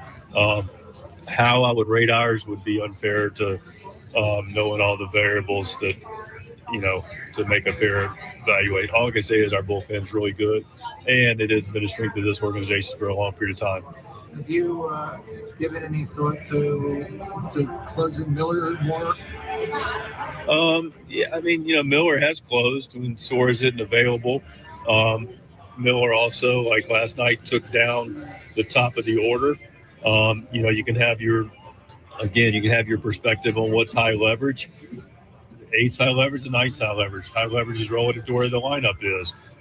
We've used Miller in the 7th at the top of the order. When Jason was here, we did the same thing with Jason. We used Morihone in a lane, but for example, for tonight, he might be in a different situation of high leverage. The other thing that factors in is, you look at the percentage. Suarez gave up a homer last night, so I understand the question. But I also know based on save percentage, and also just based on the fact he's been an all-star the last 2 years, he's been a guy that's been really good for us, and he's been exceptionally good for us since the All-Star break and the trade deadline. That he pitched the ninth last night and it didn't work out, but he's also been a big part of the success that we've had, and he's leading the league in saves for a reason. Mike, offensively with Jake Cronenworth this season, he's trending towards having a career high on base percentage, walking as much as he's ever walked before. What have your thoughts been on his season at the plate? Quietly good, to trending towards great. And I'm glad you brought it up because he's put a lot of energy and time into it. The swing decisions continue to be good. The on-base percentage, as you mentioned, is really high. He's been more consistent against lefties this year. His approach, he's got two things working for him in concert consistently, and that's having a good stroke, nice short stroke, coupled with a good approach. Those two things are in concert, then you're going to have good at-bats. Good at-bats mean more walks and more hits. What has been the key about Pavetta to having see his production go to another level this year? I think a lot of things, quite frankly. But I think Nick's gotten to that point where, he's gotten the ability to have that sweet spot in his life where he's gone through a lot of different experiences and as a starter and worked through getting deeper in games and what pitches work for him, how to turn over lineups. So that's been probably a work in progress for him for probably his big league career as a starter. And guys get to that point in their career where they learn to do that. I think also he's, really comfortable with who he is and how he operates here and the game plan here. And he's playing with a good team. All right, enthralling stuff. Hey, Mike, can you please talk about this bullpen and how good it is compared to the history of bullpens in baseball? He's not to defend. I have to defend Mike Shildt. He's not a Padres historian. Yeah. He's supposed to get his team ready for tonight. He's not sitting around with the Padres encyclopedia from Barnes & Noble. Hey, Mike, can you talk about how good Mason Miller's been compared to him to the 72 team? Like what? Like, how is that relevant? How does that have anything to do with pregame media availability? Barry. Pre-game. And I say Barry isn't Barry Bloom because he asked the question. Maybe it's time to just do something else. I'm just saying, man. Oh, man. You're not calling for people's jobs. I'm not calling for his job. I'm saying maybe you should do something different. That's going.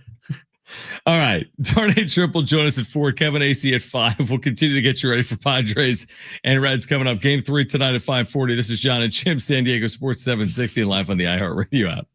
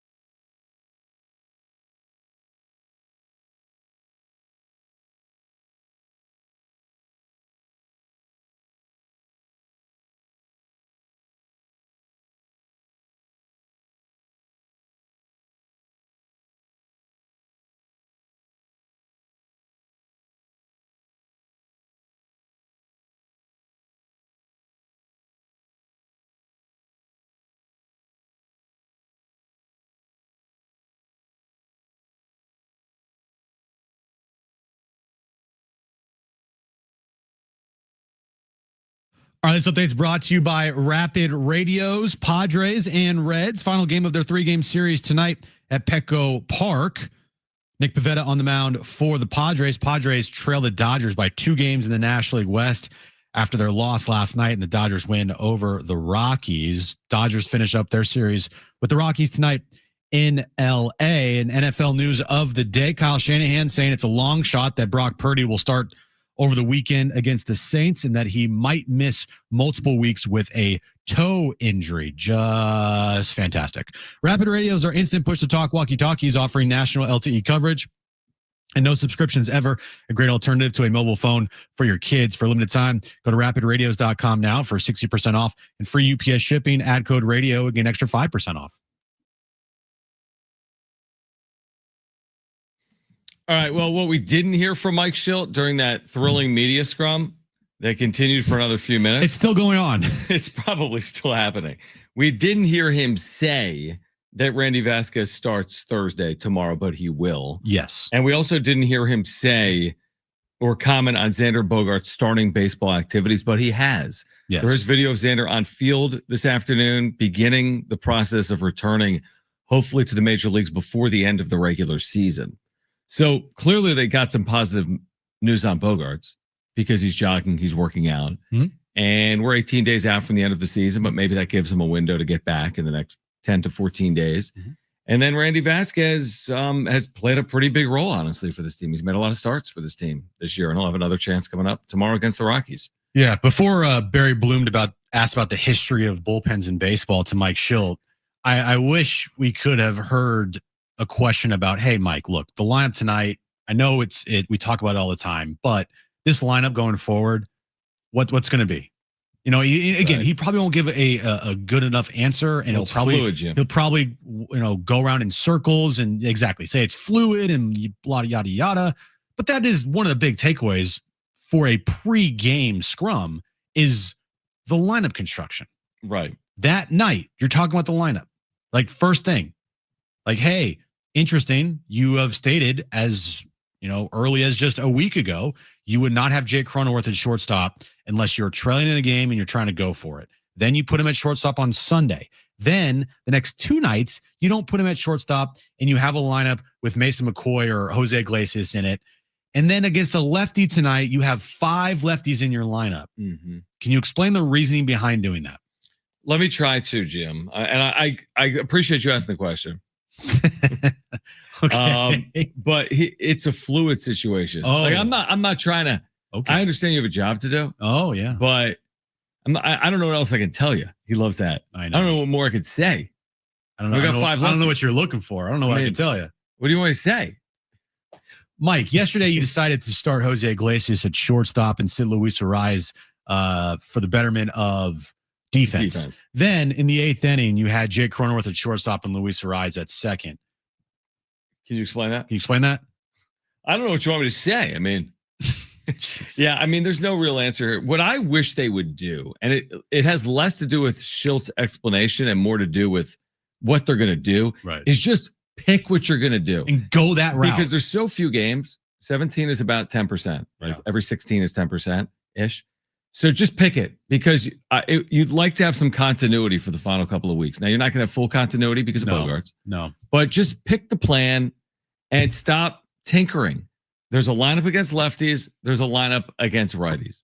And stop tinkering is what I would say. Because I don't want it to just be some random lineup when they get into the postseason. Like, oh, here we are. Let's just go with some random. No, they should have used it down the stretch. My guess, though, if they get to the postseason and Xander Bogaerts is still not fully ready to go, they're not trotting out Jose Iglesias as in their starting lineup. I wouldn't think so either, which is even more of a reason to do what we've been talking about, which is just do it. But he's just so combative with the idea of putting out the best lineup over the best defensive lineup. Well, you may recall, Jim, that during our losing streak, I'm Mike Shildt now, our defense wasn't great.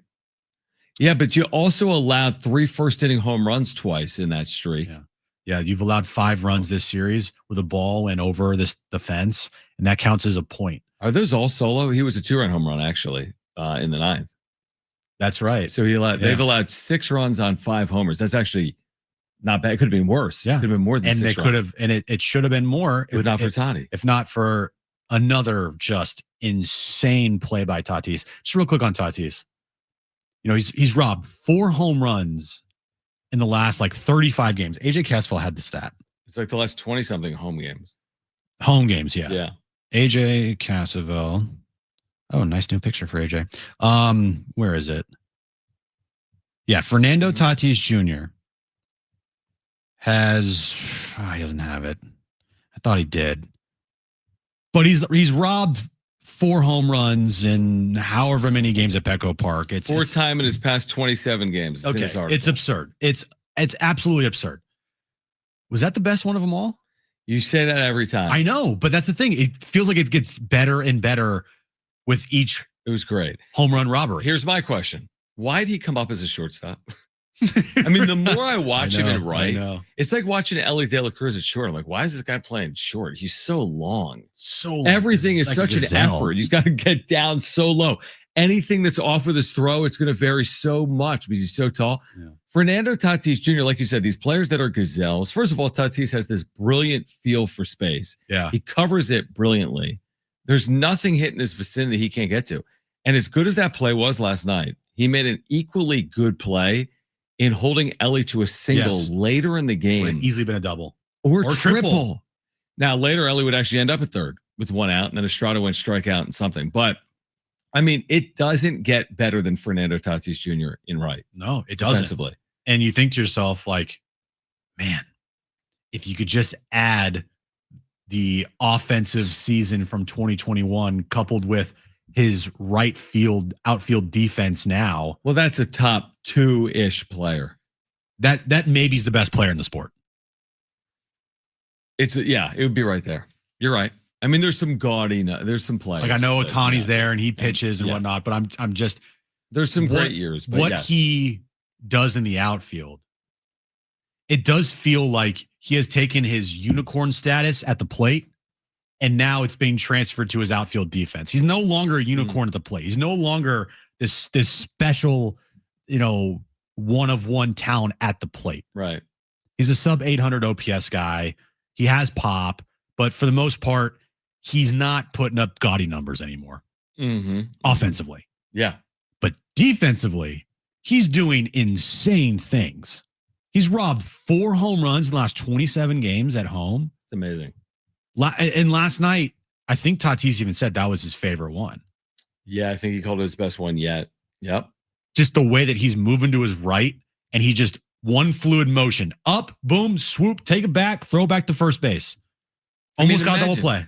If you're Tyler Stevenson, he would later hit essentially the game-winning home run. Ironic, of course. But if you're Tyler Stevenson, I can't. That's the problem with the major leagues. The players are so good that you can hit a ball like that, and you get no credit for it. Jose Iglesias hit the ball like that early in the game, and he got robbed. I know. It's just everyone's just robbing home runs in right field. The Padres have had a lot of them. I mean, it's not just Tatis. Merrill's made those plays in his career. Laureano in left within the last 10 days did something at Petco like that. Well, there's no doubt about it. He's going to win not only a Gold Glove, but he's going to be the Platinum Glove winner in the National League. If he's not, that'd be shocking. That would be ridiculous. But it also proves that this point. Now, I did think maybe his defense was going to save the game for them. Like that's an extreme example of maybe that was good. Because if he doesn't make that play, it's 4-0, you're cooked. With this offense right now, you're pretty much cooked. So that might have been the difference between winning and losing, even though they lost. But it does kind of go back to the point that I've tried to make. And it's not to fully knock defense. I'm not saying just put Scott Hatteberg at every position like it's Moneyball. But I am saying that you can have the best defensive combination ever, but still at the end of the day, you need to find a way to create offense. Defense does have value. I just believe that offense has more value. That's my point. I think it's especially the way 2024 ended without them scoring. That you could have the best defense ever in games 4 and 5 last year. You still didn't score. So I get it. Defense matters. Of course it matters. You can't just have a bunch of disasters in the field. Yeah. But I just treat offense with a little more of a priority, especially with the Padres. Yeah. Than I do defense. Yeah, exactly. Here's where it doesn't matter. Can't score. Yeah, like you can see exactly. Yeah. If you can't score, and if they're hitting the ball over the fence, your defense does nothing for you. Right. So you might as well just put your best lineup out there. And I just continue to preach. You're not going to have two guys playing in position, Cronenworth and Arise, that don't know how to field the baseball. They can make the routine play. Mm-hmm. And that's kind of what you're asking for. Now, the defensive web gem type of plays, those aren't going to happen every game. But when they do, if they don't make it, okay, so be it. But I'd rather have their bat in the lineup rather than one of them on the bench, especially Luis Arise against a righty. That has to change, right? And then the conversation about the left-handed a lineup against a left-handed pitcher. Yeah. When Xander gets back, it will be easier to make a lineup card against a left-handed pitcher. But until Xander returns, the lineup that we see tonight, or at least the players that are in the lineup tonight, need to be in there a majority of the time for the rest of the year. Completely agree with that. Why don't we do this? Can we get to the wrap on the other side? Because Darnay's going to join us at 4. We'll get to the wrap on the other side. Darnay Trip from NBC7, his thoughts on the Padres coming up at 4 p.m. Kevin Acee, our Padres Insider, will join us at 5. We're here until 6. We've got great giveaways for you today, including a $50 gift card to Ortega's for San Diego Restaurant Week. We'll give that away in the 4 o'clock hour. This is Jon and Jim, San Diego Sports 760 and live on the iHeartRadio app.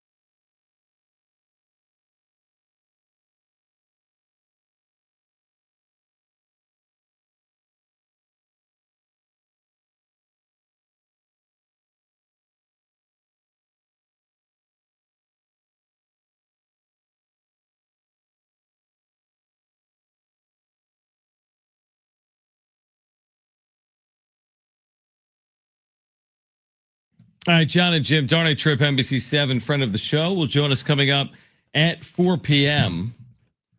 To remind you that tonight at 6, right here on San Diego Sports 760, we do have SDFC Midweek Live. You're going to hear from the head coach, Mikey Varas. Other interviews as well. Find out the latest on the club. SDFC Midweek Live tonight at 6 on your home for SDFC, San Diego Sports 760. Playoffs are coming for SDFC. They will be in them. They're going to have, at worst, a great seed in the Western Conference. At worst, a great seed. At best, the top seed. Right.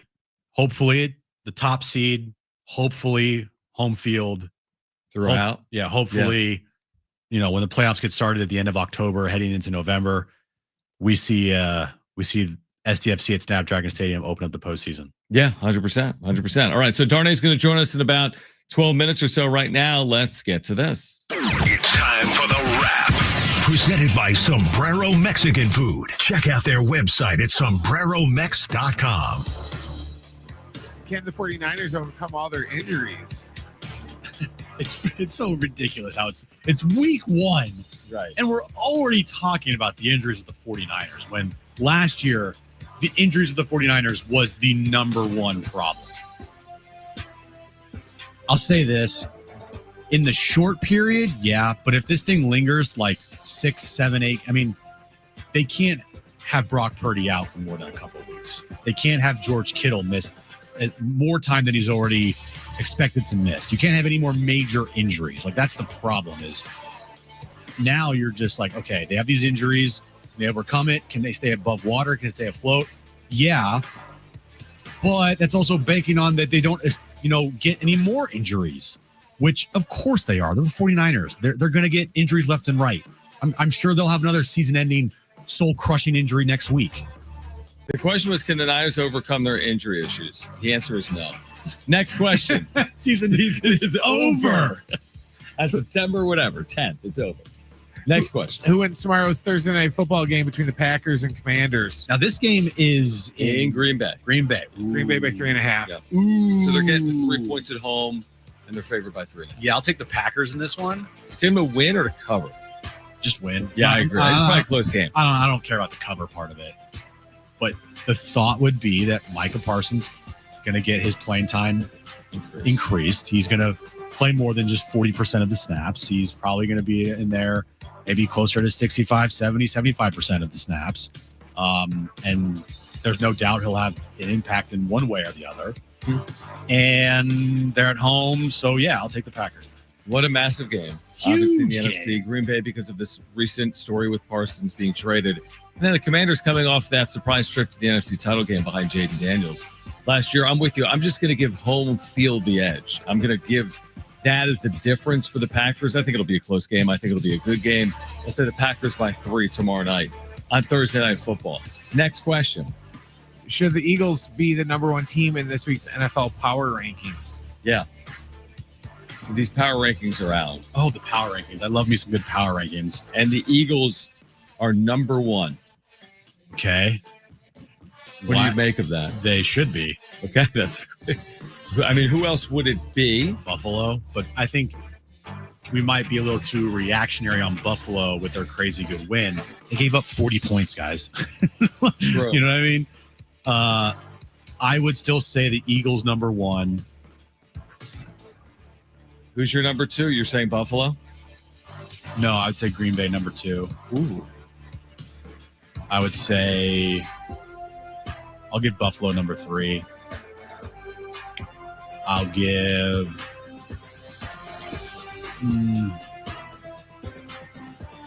after that, I don't know. Those are my top 3, though. Well, hold on. Pro Football Focus, which has this recent list with the Eagles at number 1, does not have Buffalo at number 2. It has the Baltimore Ravens. I know. Buffalo beat Baltimore 41-40. It is also hard to have a list. If Buffalo is going to be high on your list, Baltimore should at least be close, considering the way that game played out. Makes sense. They had that game won. You should have won that game. And you fumbled fluky by Derrick Henry, and then it was kind of an avalanche in the last 8 minutes of that game. Exactly. So they're up there too. But here's the list of Pro Football Focus right now. Eagles. Okay. Ravens. By the way, the Ravens started the season at number 1 by Pro Football Focus. Not interesting. The Eagles. Okay. So they have Eagles, Ravens, Bills 3rd, Packers 4th, Chiefs 5th, then Lions, Commanders. Lions. Yeah, good point. Lions look They got awful. trounced in week 1. He looked awful. Yeah. Now, again, it's just one game. Lions. It's just one game. But they looked awful. Mm-hmm. Who would you have at 32? That's a good question, John. Worst team in the league? Correct. In the power ranking. The New York Football Giants. Dude, the New York teams aren't even close. The Giants and Jets are 28th and 27th. 29th, Dolphins. Cleveland. Carolina, 30th. Tennessee, 31st. The New Orleans Saints, no change, remain 32nd. Again, if the Niners lose, Can't be number the 32. Niners lose. Where's the Niners at? Where's that game at? Oh, Niners are 10th. Niners are 10th? 10th on that list. But that's before the injuries. With the injuries, it says 33rd. Again, if the Niners lose this weekend to the worst team in the league, according to Pro Football Focus, yeah, that'll be a bad loss. That's not going Where's to be that fun. game? The Dome or It's in New Northern Orleans? California? Place can get rowdy. Yeah, well, yeah. Next question. You're going to lose to Spencer Rattler. No. Is tonight a must-win game for the Padres? Not a must-win game because, like I said, if you go 5-2 in this homestand, however you get to 5-2, that's all we're looking for here. What if the Dodgers win, though? I hear what you're saying. Yeah. It's a problem. Because they are playing the Rockies at home. Right. That's So they're a heavy favorite. Right. So to win the division, is it a must-win if the Dodgers win tonight? I'm with you. Your point is valid. You could sweep through Colorado. That's 4 games. You can start doing some damage. This just played out then, okay? Dodgers win tonight. Padres lose. 3 up. 3 back with 16 to play. And it's actually 4 because of the tiebreaker. Then, let's just say the Padres sweep the Rockies. Now there's 12 left. And the Dodgers go 2-1. Go 2-1 against the Giants this You've picked up a game and a half. You're 2.5 out with 12 to play. Okay.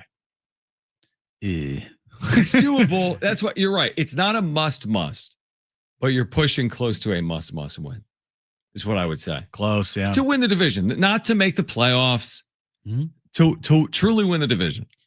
The 7 games between the Rockies and the White Sox are going to matter so much. The 7 games the Padres have against the Rockies and the White Sox, yeah. If you go 6-1 against those teams, I think you got to go 6-1. You feel pretty good. Now, you still have to play against the Mets on the road. Mets are free falling. You got to play against the Brewers. Brewers just got swept by the Rangers today. And you got to finish up your season against Arizona at home. So, yeah. I just don't think you want to fall further than Go Rockies tonight. Yeah, I mean, maybe. And I think it's Kyle Freeland tonight. And of course, perfect. the guy can deal. Well, we saw that firsthand on last Friday. But that was like I feel like one of those outliers. Yeah, completely. Because he got thrown out after 8 pitches against the Giants. So he had really 8 days off before his start. Yeah, it was weird. It was the whole situation. The game was awful. For the Padres, that game was completely awful. Yeah. But it's a big night is the point, and it's a great matchup here tonight in San Diego with Nick Pivetta. Yeah. Opposite Andrew Abbott. First pitch coming in less than 2 hours at 5:40. We're going to get into it with Darnay Tripp. Man, Darnay. I feel for him because he's in our group texts, and it's a lot. It's a lot for Darnay. But Darnay Tripp from NBC7. We're just spamming him with his new We just meme. bother him. We're But just like, hey. He'll text us too. He will. Yeah, we bother him. But not because he wants to. Correct. Darnay Trip, NBC7 will join us. We'll talk about the Padres and the Reds in this postseason race for San Diego on the other side. Kevin Acee is our Padres insider. He will join us at 5 p.m. By the way, next hour, we have a $50 gift card to Ortega's for San Diego Restaurant Week.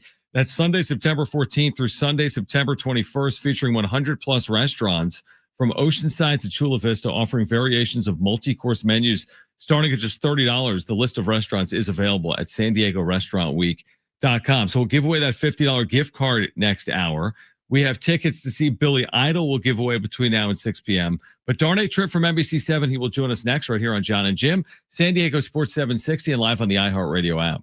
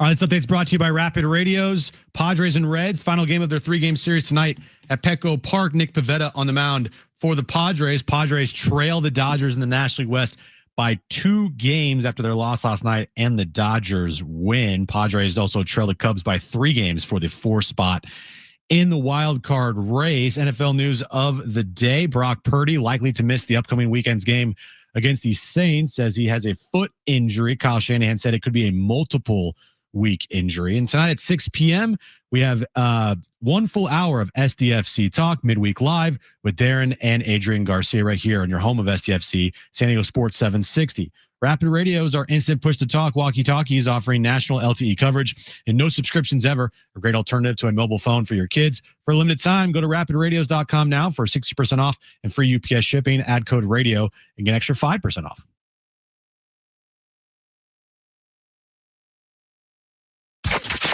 Getting you all set for that drive home. Let's just start the show. Here's Jon and Jim. All right, San Diego and Southern California, what's going on? This is hour 3 of Jon and Jim. We're getting you ready for Padres and Reds game 3 coming up at 5:40. We've got Darnay Trip with us right now. Kevin Acee will join us in 1 hour at 5 p.m. Darnay, we appreciate you taking time for us. We realize that it's an annoyance. Hi. It's us again. Hey, man. Thanks for joining us. Let's get to actual real Padres business. They've fallen 2 games out, which is actually 3 games out because of the tiebreaker with the Dodgers. Do you still look at the division as something that they could accomplish here in the next 17 games or not? Well, I think this time last year, I wonder where they were. Probably not 3 games, maybe like 4 or 5. Right. But I think there was the promise of the Dodgers series at the end of the season. Were there two series towards the end of the year? I know there was at least one at Dodger Stadium, obviously, where they clinched. Yeah. But that being kind of the carrot at the end of the season, them being in, relative striking distance, and then of course having that series coming. So, and at that point, I think we were all talking about, hey, of course they have a chance. They should go for it. This should be their mindset, and let's hope they can make it happen. And so, of course, now 3 games, we've seen that change, quickly, and really going in both ways. It's happened in the Padres' favor, and then it's gone against them as well. And so I think, certainly you would say it's realistic. The Dodgers seem to be kind of getting their stuff together a little bit, but they've still obviously had some shaky moments in recent weeks, getting swept by the Pirates, the loss over the weekend as well. So I'd say, why not? And as we've discussed in the past, it's not like going for the division hurts you in terms of the wild card. You just got to, play your best baseball and let the chips fall where they may. But it's not often that the Padres have been in this position. And so, why not soak it up, go for it, and see what you can do. Are you as confused with the lineup construction over the last week or so as me and John are, as far as, tonight, Cronenworth's in the lineup, Arise is in the lineup, playing second base. Cronenworth set short against a lefty, yet last night they didn't have that against a righty. Are you as confused as we are? Yeah, I mean, I think, isn't it good that we're seeing some different things at the very least? I mean, I guess you could be confused, but I think all of us in one way or another have kind of wanted Mike Shildt to do a little bit more tinkering and be open to kind of different ideas and approaches. And it seems like maybe that's the case. And we're seeing more of O'Hearn. We're seeing more days down for Luis Arise. And I think one of the questions that's come about, and I know you guys were talking about it earlier, is kind of the trade-off between offense and defense. Obviously, this is a team that needs offense. As I think John mentioned earlier, we've seen guys like Mason McCoy make errors when they're in there to be kind of the defensive stalwarts. And so I take it as more, I guess, encouraging at this juncture.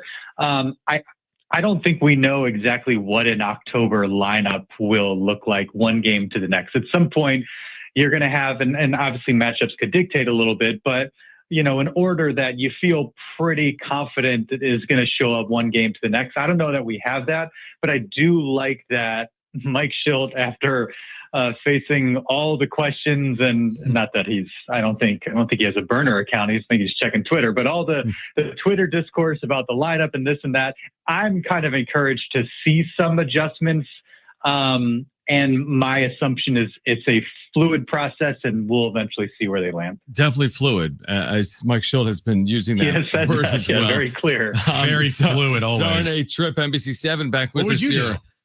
Jon and Jim. Well, yeah. What you're saying with the media? Yeah. Well, yeah. You tell me. You tell me. What would you do? Yeah. Listen, I understand it. It's not the postseason as of yet, but once you do get to the postseason, these lineups are going to be really analyzed heavily, obviously, heading into those games. Manny Machado, he took out frustration last night on like a Gatorade cooler in the dugout. He has hit 199 since August 1st. We talked about this last night, Darnay, the idea of even sitting him. I mean, clearly he could use the day. What do you make of these struggles? And are we just expecting him to at some point snap out of it?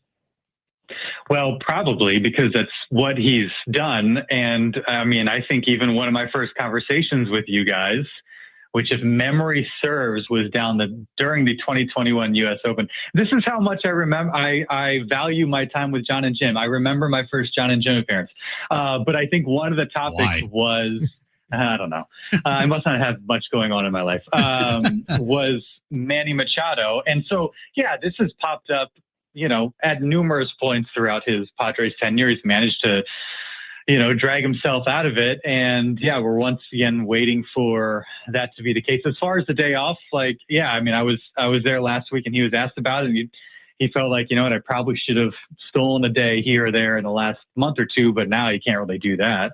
And he kind of hinted at that again when Dennis Lynn asked him, just feeling like, hey, we're kind of on cruise control. We can't really, pump the brakes at this point. And, I'm sure Manny would be aware of the optics as well, not that that's why you necessarily make decisions, but I think for some of us, we could understand okay, they're going to sit Manny today and maybe it's around a day off. So it's a 2-day break. I think a lot of us got to understand that. Then there's also going to be the baseball fan that's like, hey, we're paying him how much money? And he's taking the day off during a September playoff race. That's unacceptable. So it's a difficult spot for him to be in. And, this comes with a guy who takes a lot of pride in posting, which is something he should take a lot of pride in. And certainly looks good for him. But you're going to have to kind of pace yourself a little bit. And he might even admit that they didn't do a good enough job of that, or he didn't do a good enough job of that in the last couple of months. And now clearly he's feeling the wear and tear, and they're at a stage in the season where, it might not look the best for him to take a day off.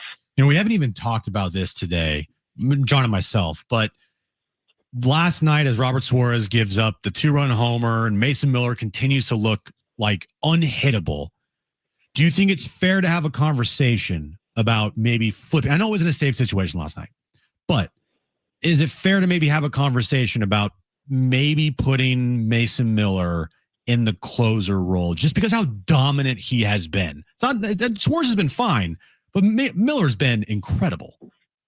Yeah, and I think, you framed it really well there, because it's not necessarily because of what Suarez has done. Although I think, the fan base and some of us, when he enters a game, do you feel like, okay, it's airtight, lockdown, we're good? No. It hasn't had that feeling this year. And then you look at his numbers and, his batting average against is lower than it was last year. I think his ERA is probably a bit inflated, but whip is in a good place, and it hasn't felt like that. If you looked and his whip was 1.3, you'd be like, oh yeah. If his batting average against was 220, you'd probably be like, oh yeah. And it's not to that extreme. Saves leader, I believe, still in Major League Baseball. There's just been enough of those moments and a few big games against him that have kind of, put a ding in our confidence a little bit. And it is kind of a little bit more so now because of the dominance of Mason Miller. But if you go back to last night, I was having this very discussion with our meteorologist, Greg Bledsoe, huge Padres fan. And Miller faced their number 9 hitter and then the top of the order. Now he mowed him down 9-1-2, but you're still having Robert Suarez face essentially the top of the order. And then Mason Miller, kind of the middle, depending on what happens. And so either way, these guys are in a, demanding situation. We see managers kind of pitch the closer in the 8th based on who's up. And so maybe they make some of those decisions. But in a game like last night, they're both going to be in a demanding spot, especially when Adrian Morejon isn't available and you don't have Jason Adam. And so I think it could be an interesting thing to watch. And again, more so because of the extent of Mason Miller's dominance rather than Robert Suarez's struggles, unless, of course, he has a few games like he did last night. Darnay Trip with us right now from NBC7 on Jon and Jim. You've been tweeting about him. Do you think Jackson Merrill is back? It seems like it. Is it the goatee? I don't know. That feels like a very, very baseball thing. Like right. alters his facial hair and goes on a run. And he was even kind of, outlining the goatee, I think, after the double and the triple last night. And so if he's feeling kind of the goatee energy and he feels like that change has done something for him, who am I to tell him otherwise? And it is amazing how much seeing that version of Jackson Merrill gives you that boost and a little bit more belief in what this lineup can do. But on the other side of the coin, as we've discussed, seeing Manny Machado struggle the way that he has, gives you just as much, concern as there is excitement about Jackson Merrill. But you certainly feel good for Jackson, especially given, the injury-prone nature of the season, the expectations for him, the new contract, and hopefully he's, able to finish strong and have some significant moments in October as well. So the division, everybody wants the Padres to win, okay? But the likelihood of them winning the division and also getting the 2 seed in the first round bye kind of feels a little out of reach. Would you agree? I've spent so much time just looking at the division standings and the wild card standings that I haven't really, gotten to that point of what are the games difference between the second and the third and this and that. Well, where I'm going with this is, okay, if the 2 seed's out of play, okay, it's either the 3, the 4, or the 5, or I guess the 6. Which would you rather prefer? Would you rather have the 3 seed and the path to the World Series of the NLCS goes through Philadelphia, or would you rather be the 4 or 5 seed where the path goes through Milwaukee to the NLCS? I would, if you can win a division, I would win the division. I don't know if any, are they thinking about it like this? No, I just only think, us. No, but just solely forget about the division. Your point is valid. You're 100% right. We all agree on that. But if you're snapping your fingers via a path, forget about the division for a second. Is it an easier path to make the World Series by playing the Brewers or by playing the Phillies? I mean, our collective PTSD is more associated with the Philadelphia Phillies. Exactly. Right. Yeah, and exactly. we know what that, if Petco Park is the best atmosphere in October or in that conversation, what's the first other stadium that comes to mind? That's a good point. Yeah. It is Philadelphia. It's no shade to Milwaukee. I'm sure they pack it out and it's a great atmosphere, but we don't know that firsthand, and we haven't had that experience and been on the wrong side of it. But Milwaukee was the best team in baseball for a little stretch, so I'm sure they're not going to be a walkover either. So I get it. I just you have a chance to win the division. Just go try and win the division, and then whatever happens, you deal with it. And if you're good enough to win the division, you should be good enough to stand up to the test at Philly or in Milwaukee. That's well said. That's a good answer. I'll take that from you, Darnay. I guess I'll take it. Darnay, we appreciate you doing it. Oh, no. Would I consider, if I didn't consider you guys friends, right? Okay, would I see Jim Russell at the San Diego FC match and then go out of my way and sit next to him in the press box and have a meaningful heart-to-heart conversation where we got into real life topics? Would that be the case if I didn't consider you guys friends? Anything we say on radio isn't real. I tell Kristen this all the time. We are friends, but the bit on the radio is Kristen's why did you say that to Jim? I'm because it's a show. Now, did we force you to be our friend? Yeah, but you're still our friend. But did you have an embrace? Did you embrace Jim? It was an embrace. Was it 5 seconds like Shildt and Toddy? No, not as long as Shildt and Tatis, but there was a quick bro hug, I think. It was an immediate bro hug followed by take a picture of the back of his head, followed by conversations. Serious question though, because we did it yesterday. We actually hugged. It was very weird. Oh, very weird. In studio for 5.5 seconds. Is there anyone you would like? Is it Besides your rare wife. for you to hug Besides someone other Laura. than wife, children, mom? Would you be in a situation where you're doing a 5.5 second hug elsewhere outside of those scenarios?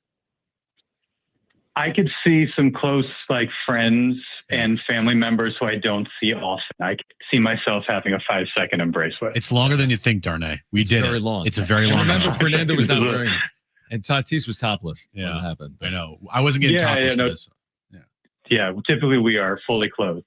Yep. But Yeah. Can I? Do you have something else? Oh, I was just. Yeah. We went 15 minutes and didn't even talk about the meme that we have created of Darnay Trip. Go through. Yes. Yeah. So I didn't. I saw it. Nobody's talking about the meme. No, but we are. We are. Only you Well, I guys. was watching the Michael King press conference on Marty's YouTube page, and then all of a sudden, there you are. Just out of 'Cause nowhere. Michael King was like, "Excuse me, what'd you say?" And I think it was a question from Marty. It's And then so boom, your good. head pops into the Yeah. frame, and then your head pops out. So Michael King couldn't hear the question. Is that the same thing that you were experiencing? You couldn't hear the question? Well, yeah, like we got over there a little bit late. And so I was kind of on the outside and I wanted to know what he was talking about because I had some questions in mind. And so it's like you don't want to ask the guy the same question he was just asked. Right. And I couldn't hear. Marty was kind of behind some of the other photographers and reporters. And so I dipped my head over. And as I did it, I thought, you know what? This is probably going to look funny on everybody else's camera opposite of me. And sure enough. And I still couldn't really hear, but at least it gave you guys a little bit of amusement. We enjoyed Now it. you're going to see it 7,000 times. No, it'll die down within the next couple of years. Yeah. Darnay, appreciate you doing it. Thanks as always, man. We'll do it again soon. All right, thanks. All right, great stuff from Darnay Trip at NBC7. We'll react. It'll die down over the next couple of years. It's fine. Don't worry about it. Kevin will join us at 5 p.m. Kevin Acee, our Padres Insider. And coming up in about 20 or 30 minutes, we're giving away a $50 gift card to Ortega's for San Diego Restaurant Week. This is Jon and Jim, San Diego Sports 760 live on the iHeartRadio app.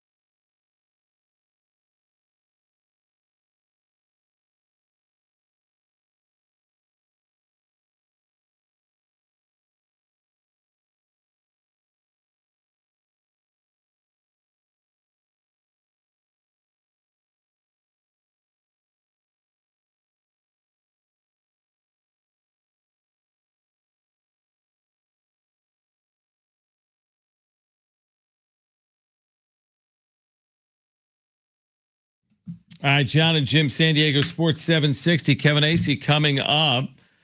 We do want to congratulate all our $5,000 winners in iHeartRadio's Thank a Teacher, powered by Donors Choose. There's still time for you to nominate a public school teacher making a difference, and maybe they'll be one of our next winners of $5,000 to make over their classroom. Help us say thank you to the educators shaping our future. Nominate your favorite teacher now at iHeartRadio.com/teachers. We should remind again our listeners, Jim, about what we're doing on Friday. John, I do know what we're doing on Friday, and we are going to somebody's work, one of the listeners of our show, and bringing them Sombrero's Mexican food.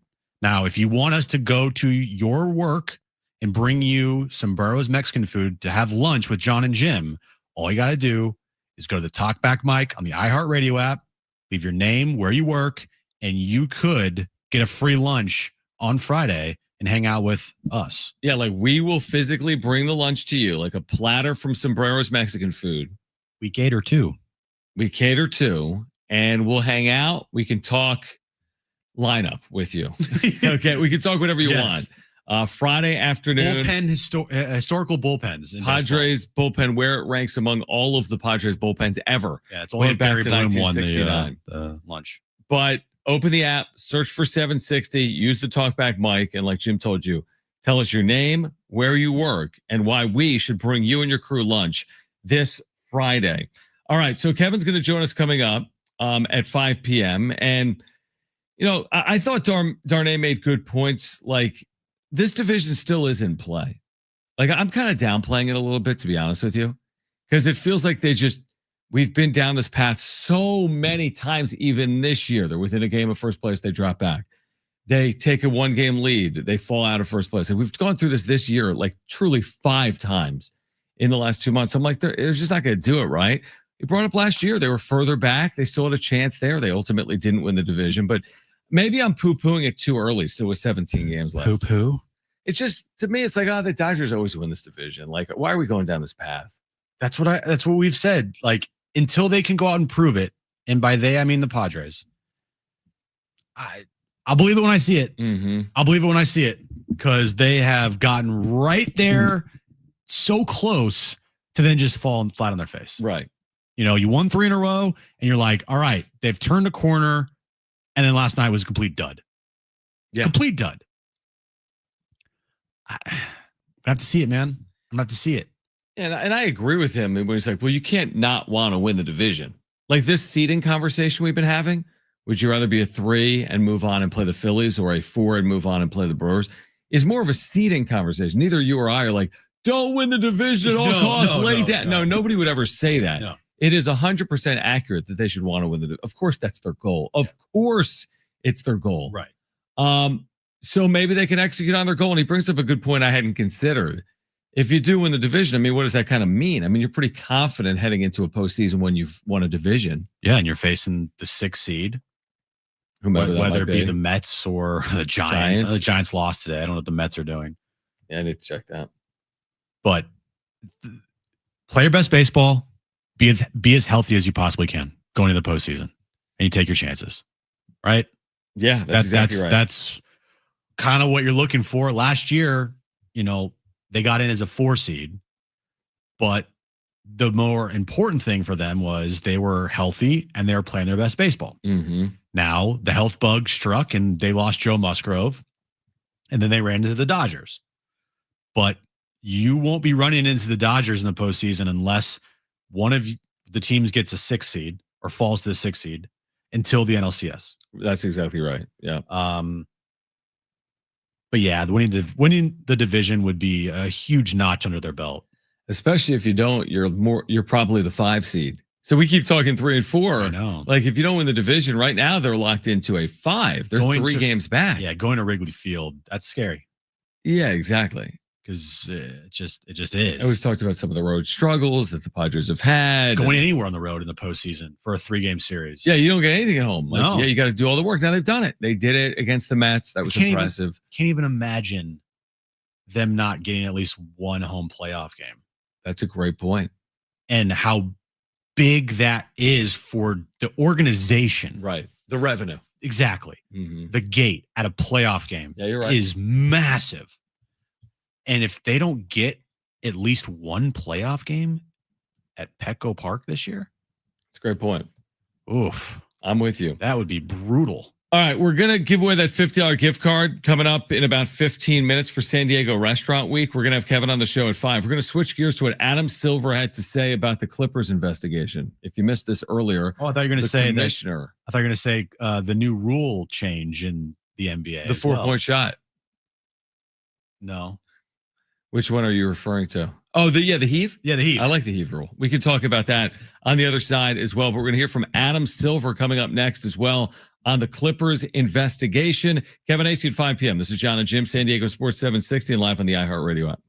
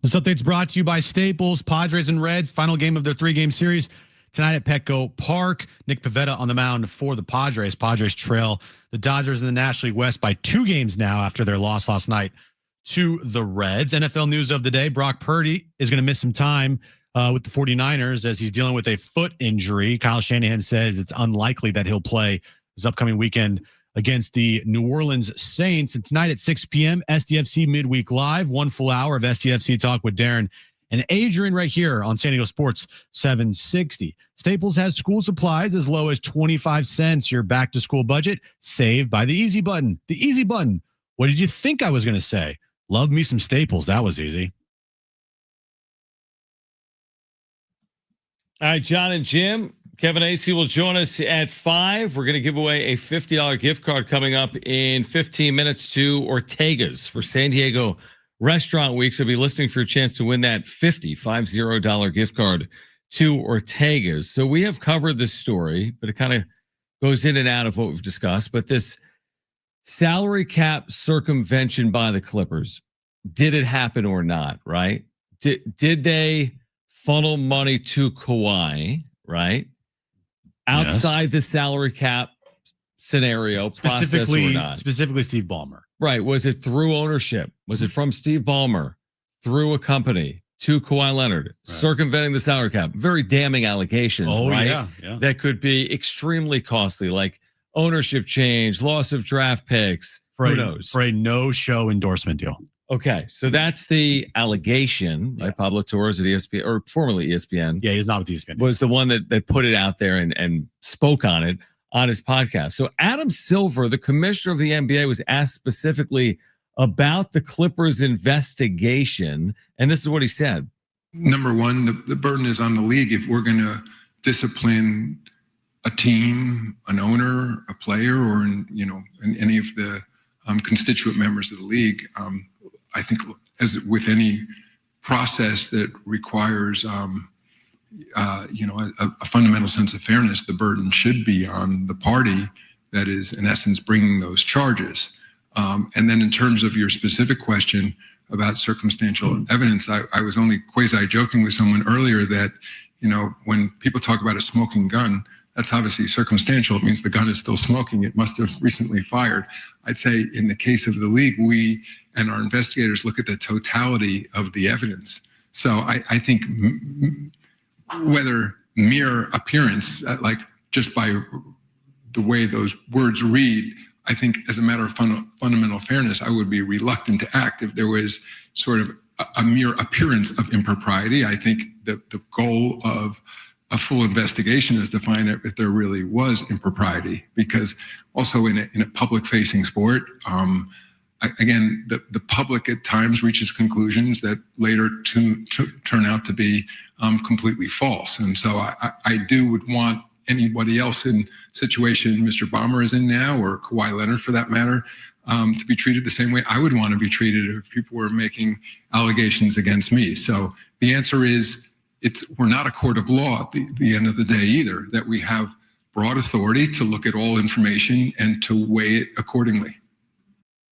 Kind of like his answer. Yeah, there's the thing here, and we talked about this on Friday, you weren't here, is the way that this thing is going to be either found out to be true or nothing will come of it is they have to prove that Steve Ballmer paid aspirations with a understanding that the money that he was giving them to quote unquote invest in their organization was going to be funneled to Kawhi through a no-show endorsement deal. Right, where he didn't have to do anything. Right. And if they can't prove that the money that Ballmer invested in aspirations was going directly to Kawhi, you got nothing.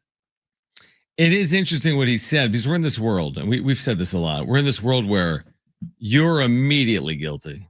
Okay, right. We've seen that play out in the social media world. And by the way, sometimes they're right. Sometimes the guilt is fair. 100%. Other times you find out 2 years later that what you thought to be true because of something you read on X ended up not being true at all. And in fact, you don't even realize that it wasn't true because it's not a public-facing story like this one with Kawhi Leonard or Steve Ballmer and the NBA. So I've always been a proponent. You've heard me say it before on Jon and Jim. Just let it play out. And that's hard sometimes.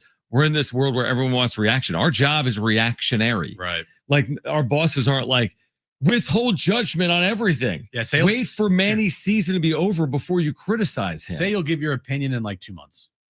Yeah, Okay. you can't do it. So I think our opinions are completely fair and valid. Yeah. We know what Pablo Torres reported, and then we offer an opinion on it. It doesn't mean we're right.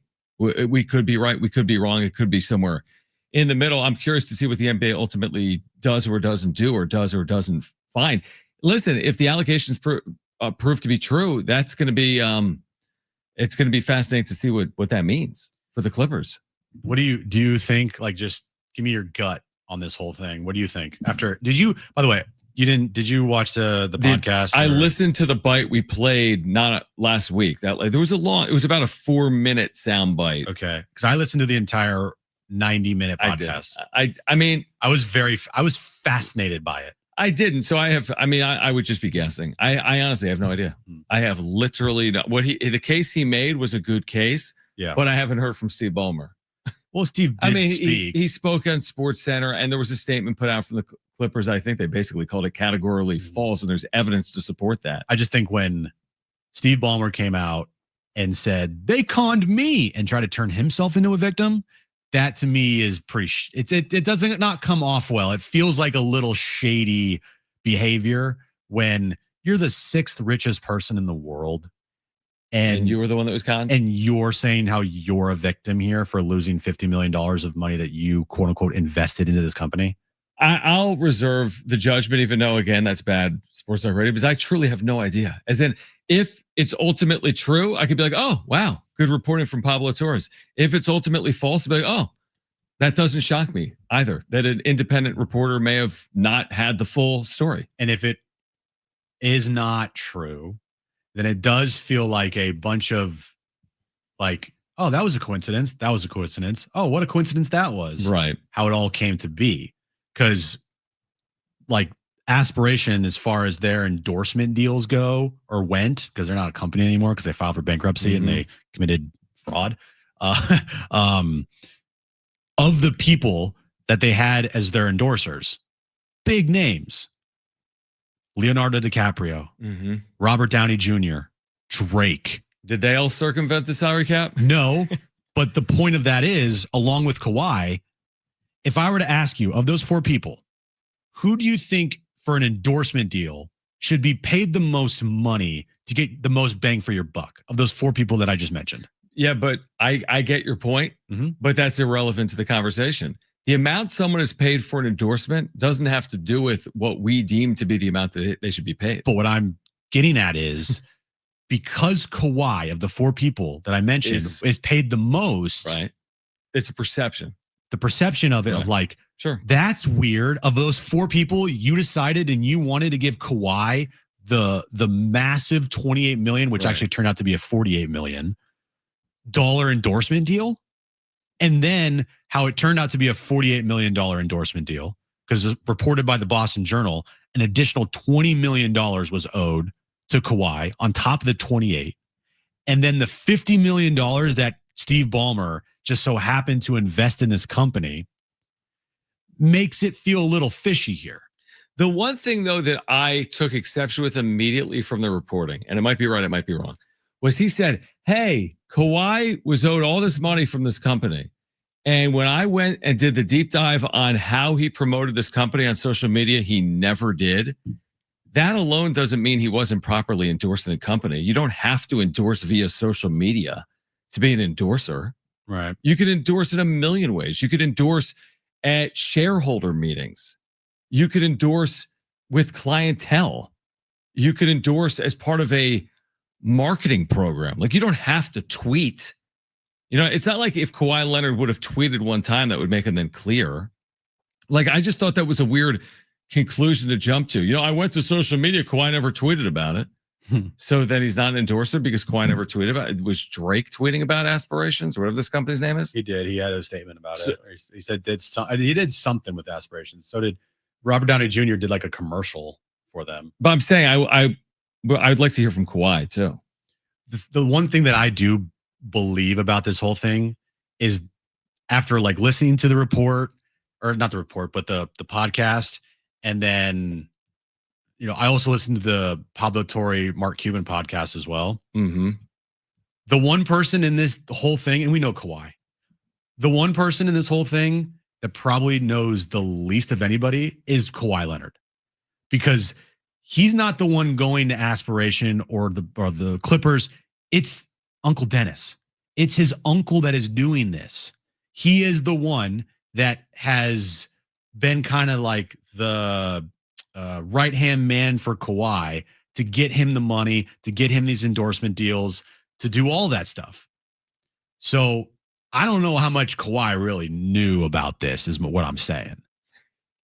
Like, I don't think Kawhi I think we'll find knew out. a lot. I think we'll find out. I think he was just like, oh, cool. Money? That's awesome. I mean, we don't know, though. We don't know. I know, That's the thing. We haven't heard from Kawhi. The league will do its investigation, and people will either believe it or they won't. I mean, they might find the Clippers to be innocent, and people won't believe it, or they might find the Clippers to be guilty, and maybe people won't believe it. All right, here's what we're going to do. And we could talk about, by the NBA, the NBA rule change, which now heaves don't count as shots like field goal attempts, except team field goal attempts, right? If Steph Curry now attempts an 80-foot shot at a buzzer of a quarter, these players weren't attempting these shots because they didn't want to lower their field goal percentage. Right. Now it no longer counts as a shot unless it goes in, but it does count as an 0 for 1 for the team. I like that. So why not go back? I mean, it'd be very difficult to do. Change it all? I bet you if you went back and you changed those numbers for just Steph, his 3-point percentage is going to go way up. Because he's saying he's missed how many shots at the end of a quarter in his career? He's one of the only players in the league that will take a full court or a half court or a 3/4 court shot and not care if he misses. Right, a lot of guys, the reason they're doing this, a lot of guys will just not attempt it. And they want to protect their field goal percentage. Exactly. But Steph is a Hall of Famer. He's the best shooter ever. Like, he doesn't care about this. Right, exactly. He just wants to just, make a 3-pointer, and he wants to, like, I can do it. And he's done it before a lot of times. Like, his percentage from half court and beyond is crazy. It's got to be crazy good. Do you like it then, the change? Because it encourages more shots being attempted, which means more shots go in. I mean, look, it's another thing that the NBA has done to protect and baby their players. Right. Hey, you're not going to have don't worry, your shooting percentage is not going to go down. Everything's going to be fine. We're going to protect you, blah, blah. That's true. I don't mind it. I don't mind it either.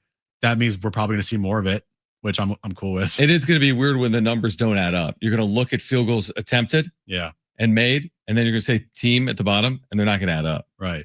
Because if Steph misses at the end of first, second, third, and fourth quarter, he's still 10 for 20 for the game, not 10 for 20. Now, what if he makes one? It counts. He's 1 for 1. Okay, that's if he misses, he's 0 for 0. If he makes, he's 1 for 1. Good. Yeah. All right. Call right now if you want a $50 gift card to Ortega's for San Diego Restaurant Week. Great giveaway. 877-767-4760. The number to call is 877-767-4760. We have a $50 gift card to Ortega's for San Diego Restaurant Week. That's Sunday, September 14th through Sunday, September 21st. Now, first 2 callers will be contestants for trivia. So 2 of you are going to play trivia. 1 of you is going to win that $50 gift card. But call right now if you want to play trivia. Sunday, September 14th through Sunday, September 21st, featuring 100 plus restaurants from Oceanside to Chula Vista, offering variations of multi-course menus starting at just $30. The list of restaurants is available at san diego restaurantweek.com. So we'll play Trainwreck Radio on the other side.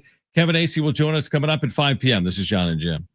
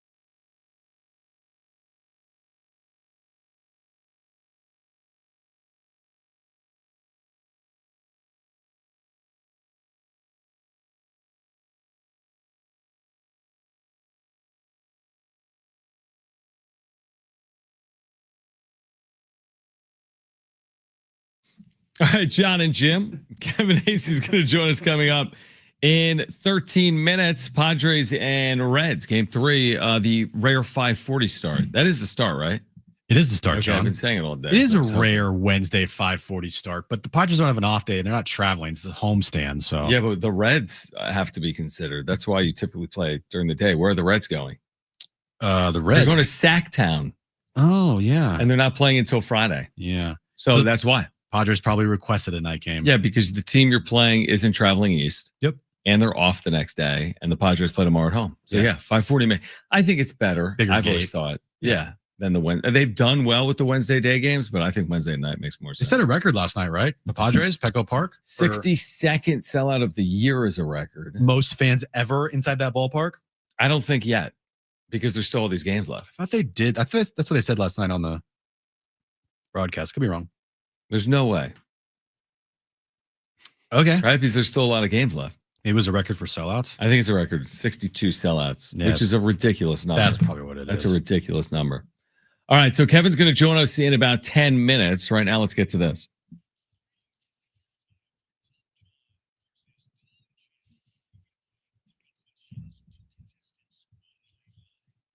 All right, 3 questions, 2 contestants, 1 lifeline. Today's 2 contestants, we have Ryan and we have Hamilton. Ryan, you called in first, so you have your choice of Jon or Jim. Who do you want to go with? Let's go with Jon. All right, Ryan and Jon. Hamilton, you get Jim, okay? Sounds good. All right, perfect. Brent, what's the question of the day? All right, guys, this last week in week 1 of the NFL season, there was 9 players who had 100 or more receiving yards in week 1. Today's question, name any of those 9 players that had at least 100 or more yards receiving. All right, like it. Hamilton, you're up first. What is your first guess? And you do have a lifeline if you want to use it. My first guess is Quentin Johnson. Quentin Johnson of the Chargers.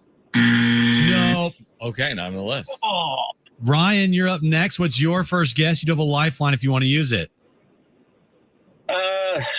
shoot, I was going to go with let's go with Keenan Allen. That's what I can remember right now. Keenan Allen. No. That's week 1 this year, guys. Hamilton. Right. What is your second guess? You do have a lifeline if you want to use it.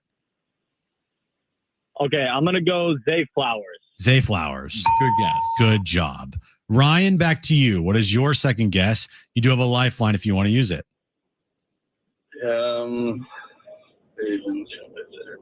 We go with the lifeline right now. That's me. That's you, Jon. I know for certain of one from the opening game of the year because it popped up a graphic. CeeDee Lamb had 100 yards receiving. CeeDee Lamb. Do you take it, Ryan? Yes, that's what I was trying to remember. Yes. All right. Hamilton, back to you. Final guess. You do have a lifeline still if you want to use it.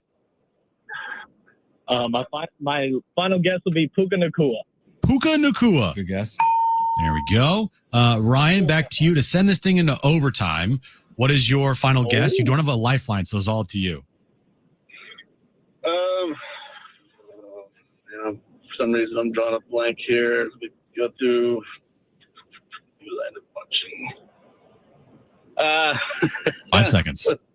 Travis Kelce. Travis Kelce with that big 100 yard. Oh, sorry, game. Ryan. Hamilton, the winner. Alexander Hamilton.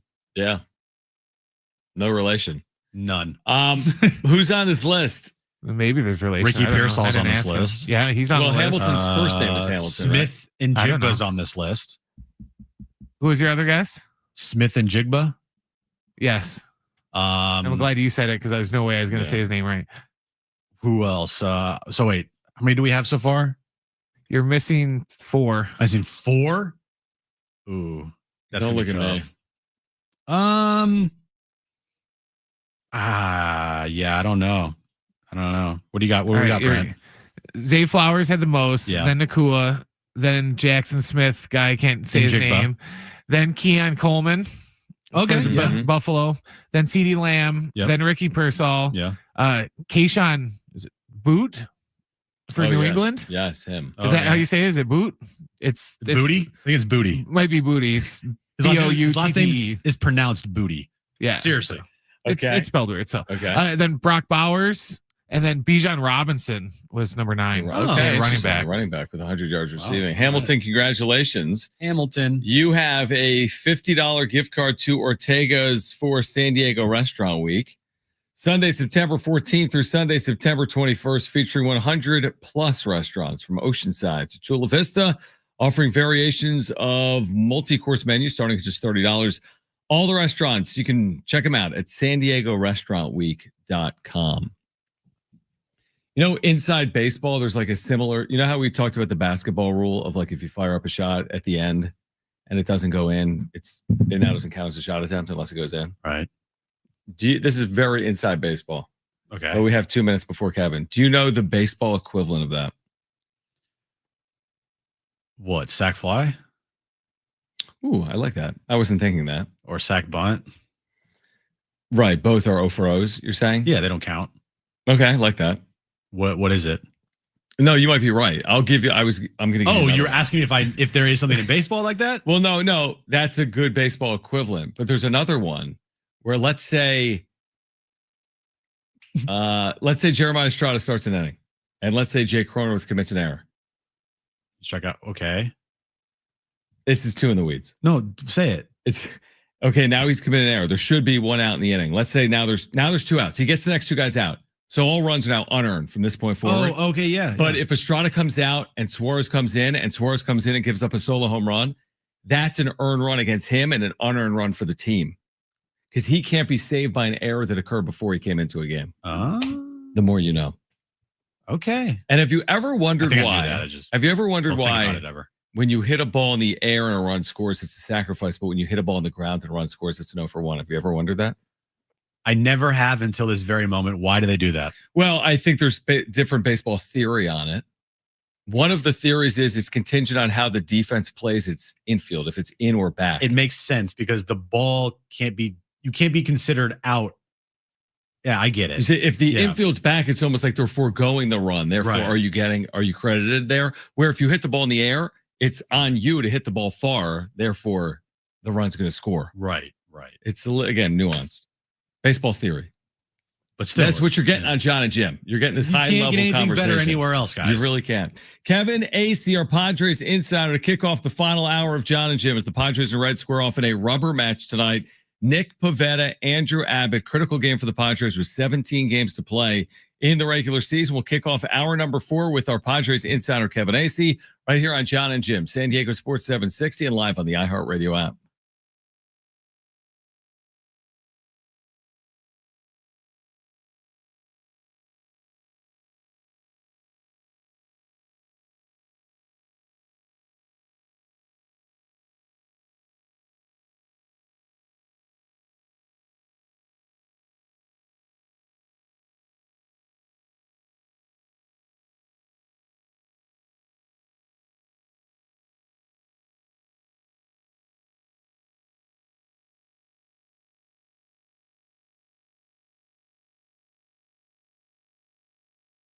All right, hey guys, it is Schaefer, and there is no better time than now to get down to your local Toyota dealer with new vehicles arriving daily, including their most popular cars, trucks, and SUVs. So whatever kind of vehicle you're looking for, hurry into your Toyota dealer today or make sure to head to toyota.com. If you're looking for a great deal on a new Toyota, there you can check out all the latest offers and search inventory. Finding the Toyota that's just right for you starts at toyota.com. Toyota's Beyond Zero lineup of electrified vehicles helps to create a greener planet. Toyota's Beyond Zero lineup supports a greener planet with a wide range of electrified vehicles, including hybrids, plug-in hybrids, and fully electric vehicles, or take each day further than you thought possible in a new Camry with its stylish looks that'll make an impression wherever you go. See your Toyota dealer today and discover what makes Camry legendary. There's no better time than now to get your local Toyota dealer. Get your local Toyota dealer today or toyota.com. That's toyota.com. Your Toyota dealers, we make it easy.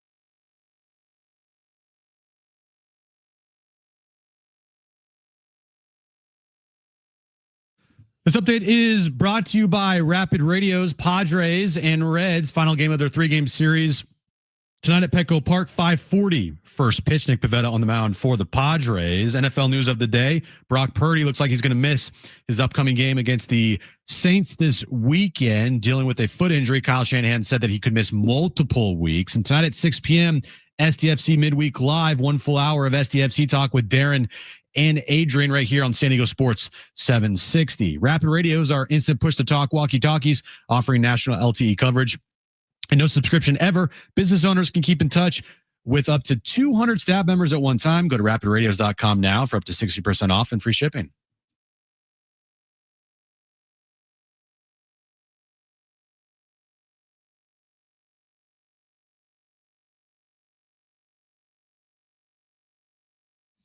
All right, final hour, Jon and Jim, San Diego Sports 760. Padres and Reds getting ready for that rubber match coming up in 40 minutes down at Petco Park. And always our pleasure to connect with our Padres insider, Kevin Acee. And I think you know where we're starting.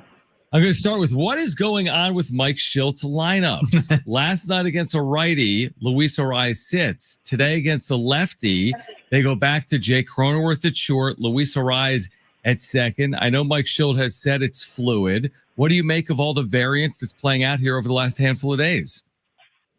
Well, I have to think that Jose Iglesias getting hit on the hand, he's wearing a little glove, Fair. he's getting a little whatever, treatment before the game, that has to have something to do with it.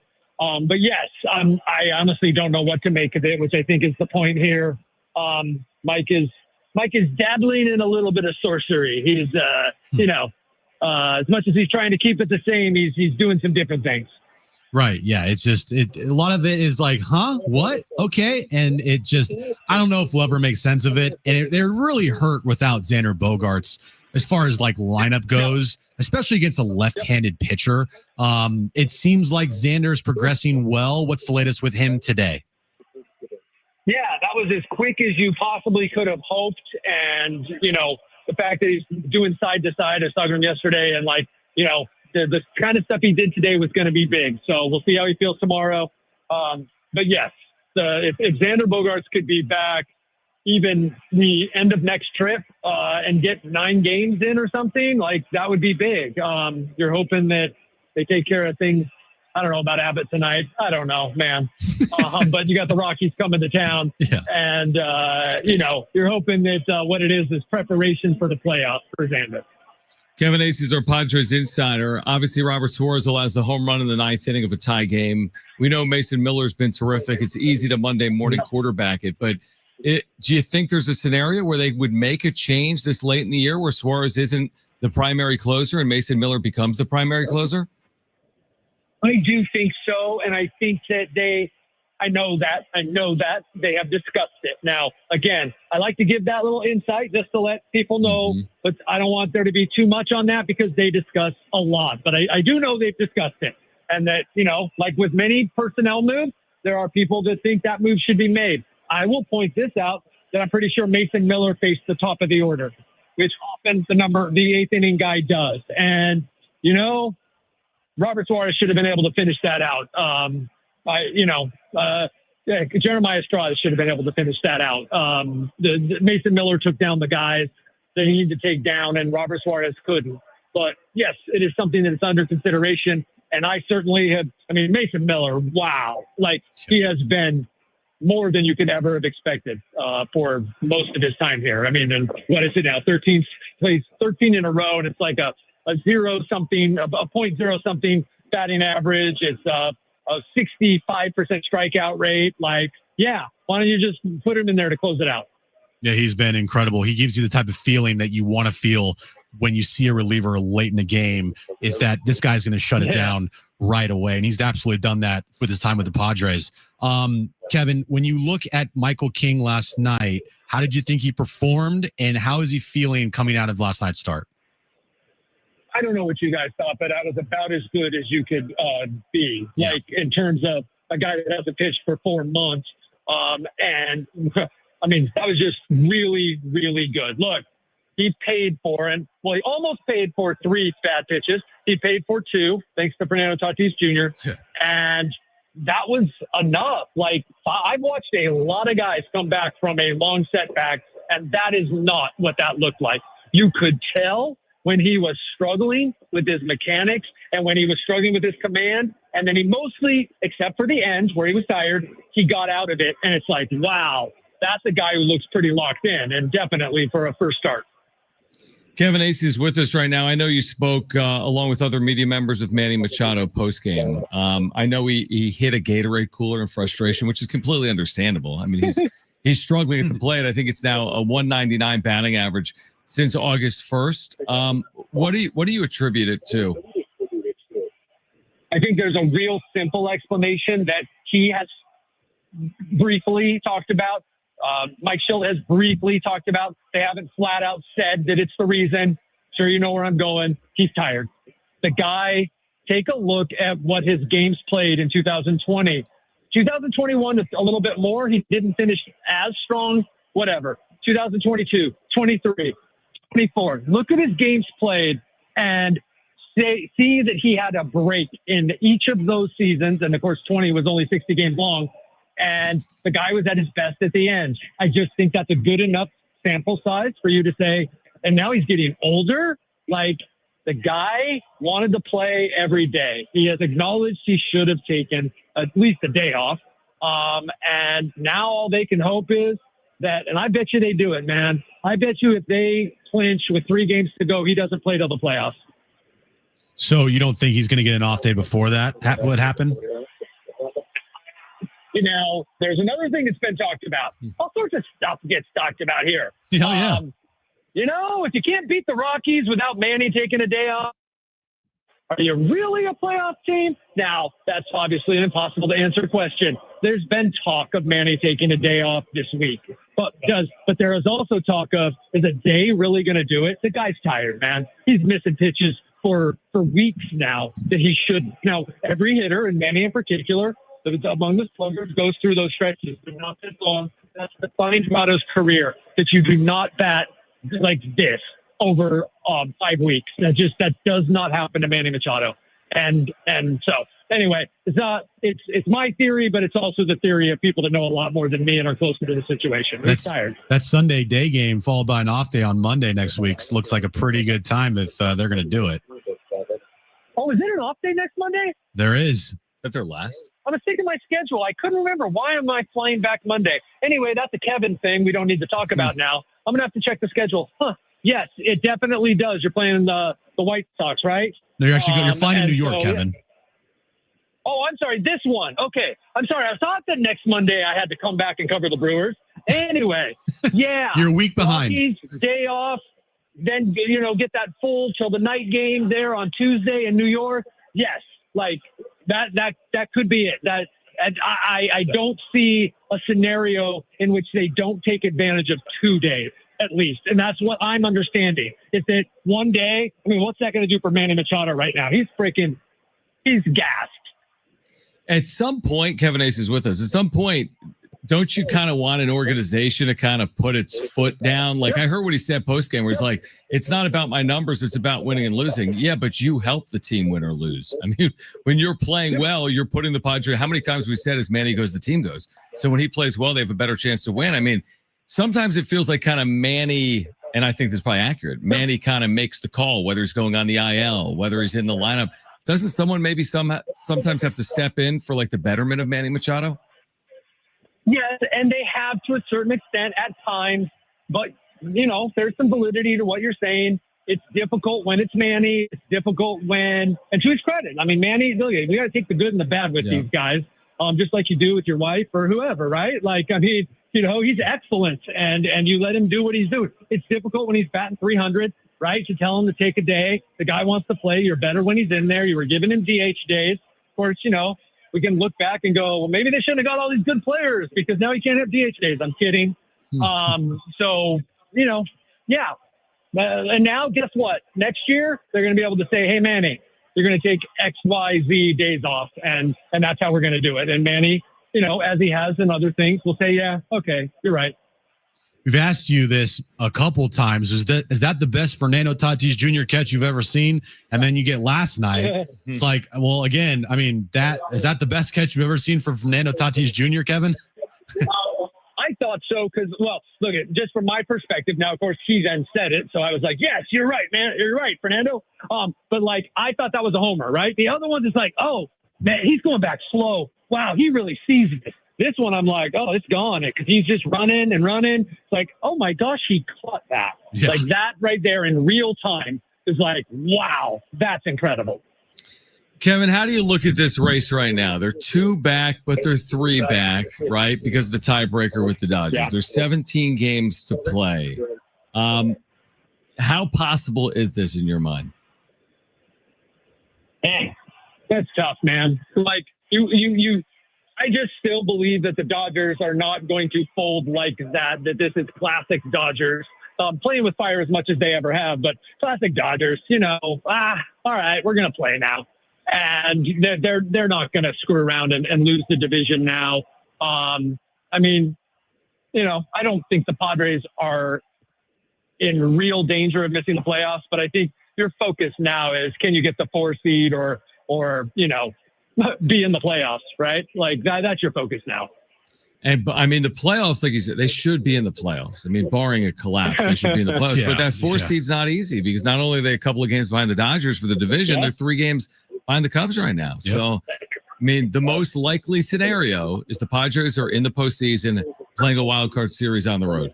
That's the most likely scenario. Yeah, right? As we sit here today. Yeah. Could change. I think it's virtually guaranteed that they're in the wild card series. Like if they're in, right? Yep. Like, I think it's virtually guaranteed they're in. But, like, then they're the number 3 seed, right? Like, I don't think they're overtaking the Phillies. I don't think the Dodgers are. Right. So the Dodgers are going to be in the unusual position of playing in a wild card series, hosting the Giants probably, right? And then the Padres will really be kicking themselves that they couldn't get that number 3 seed. But, yeah, I think that you're going to Chicago or, heck, you fall down to 6, maybe you're going to L.A. Yeah, that would be that'd be not fun. We'll see. 17 games to play. Kevin will catch up with you on Friday as the Padres continue their series against the Rockies this weekend. But thanks for doing it. As always. Kevin. Right on. See you. All right, good stuff from Kevin Acee, our Padres insider. I hadn't fully considered Iglesias' injury. I hadn't either. That's a miss, probably in thought process. It is, but It was kind of the same. I forget when it was. Was it it was the Kim injury last year. Right. It was the Kim injury last year that forced him to put Xander back at shortstop. Right. And you're kind of like, oh man, this injury sucks. But in the same time, you're like, it actually kind of it made the team better. Right. That's what you're saying. Like if Iglesias isn't available and you can use this lineup. And then the same thing happened this year when Xander goes down. You're forced to put some guys in the lineup that you maybe weren't going to put in the lineup if Xander was healthy. And those players that you put in the lineup every day now, Gavin Sheets, have been really, really good. Yeah, it's a good point. So it's kind of, things happen and you have to take advantage. And when your number's called, you got to take advantage of that and perform. And if X doesn't happen, then Y doesn't happen. It's kind of like the domino effect, that like the butterfly effect of like, well, if Xander was healthy, then Gavin Sheets wouldn't have been in the lineup. Are they? Would they be where they're at now without that? And it's just, you can go down a whole big rabbit hole, especially in baseball with as many games as they're going to play. As many injuries that are going to happen over the course of a year. We have injury updates for you on the other side, including Jose Iglesias that we'll share with you. We have Jim's back page coming up. We have a giveaway for you this hour as well. We'll give away later this hour a pair of tickets to see Billy Idol and Joan Jett. We'll actually do that between now and 5:30. Billy Idol and Joan Jett, September 23rd at the North Island Credit Union Amphitheater. Tickets and info at Ticketmaster.com. Here until 6, getting you ready for the Padres and the Reds on Jon and Jim.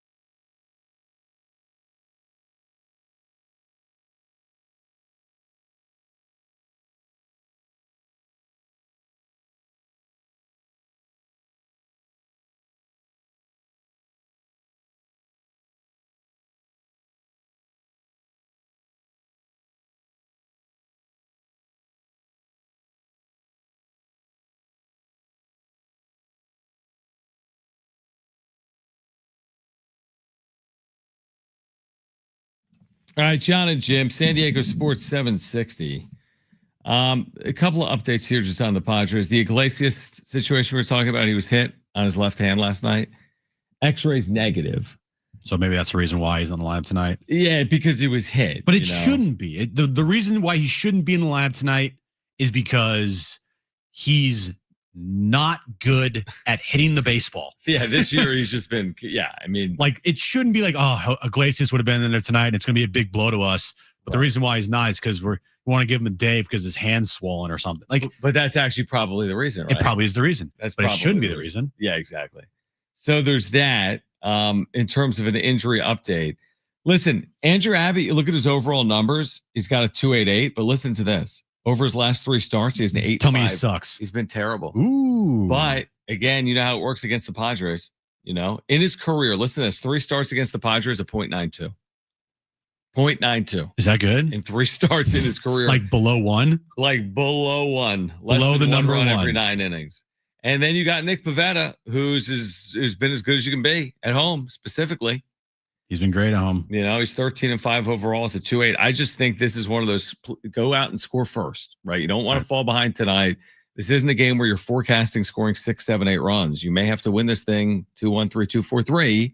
So go out and score first and see if you can win this series the Padres way. The Padres way. That's exactly right. And last night, you were thinking it because everybody was thinking it. Things tied 2-2 in the 9th inning. This thing's going to extra innings. I was thinking that. This team's going to win on a walk-off sac fly again. They're going to bunt him over and get him in. Shilt's going to bear hug and embrace whoever gets the walk-off sac fly. Imagine if it was back-to-back nights with Toddy. The hug might be longer. Right. But, he's gearing up. Who am I going to hug tonight? Who am I going to embrace and give a warm, cozy, loving 5+ second hug? Who am I going to give that to? Well, no one. You didn't give it. There were no hugs last night. No hugs last night, Jon. Because Suarez allowed that home run. And no hugs. Again, I'm not putting last night on Robert Suarez. I mean, hey, offense. Why don't you score some runs? Yeah, exactly.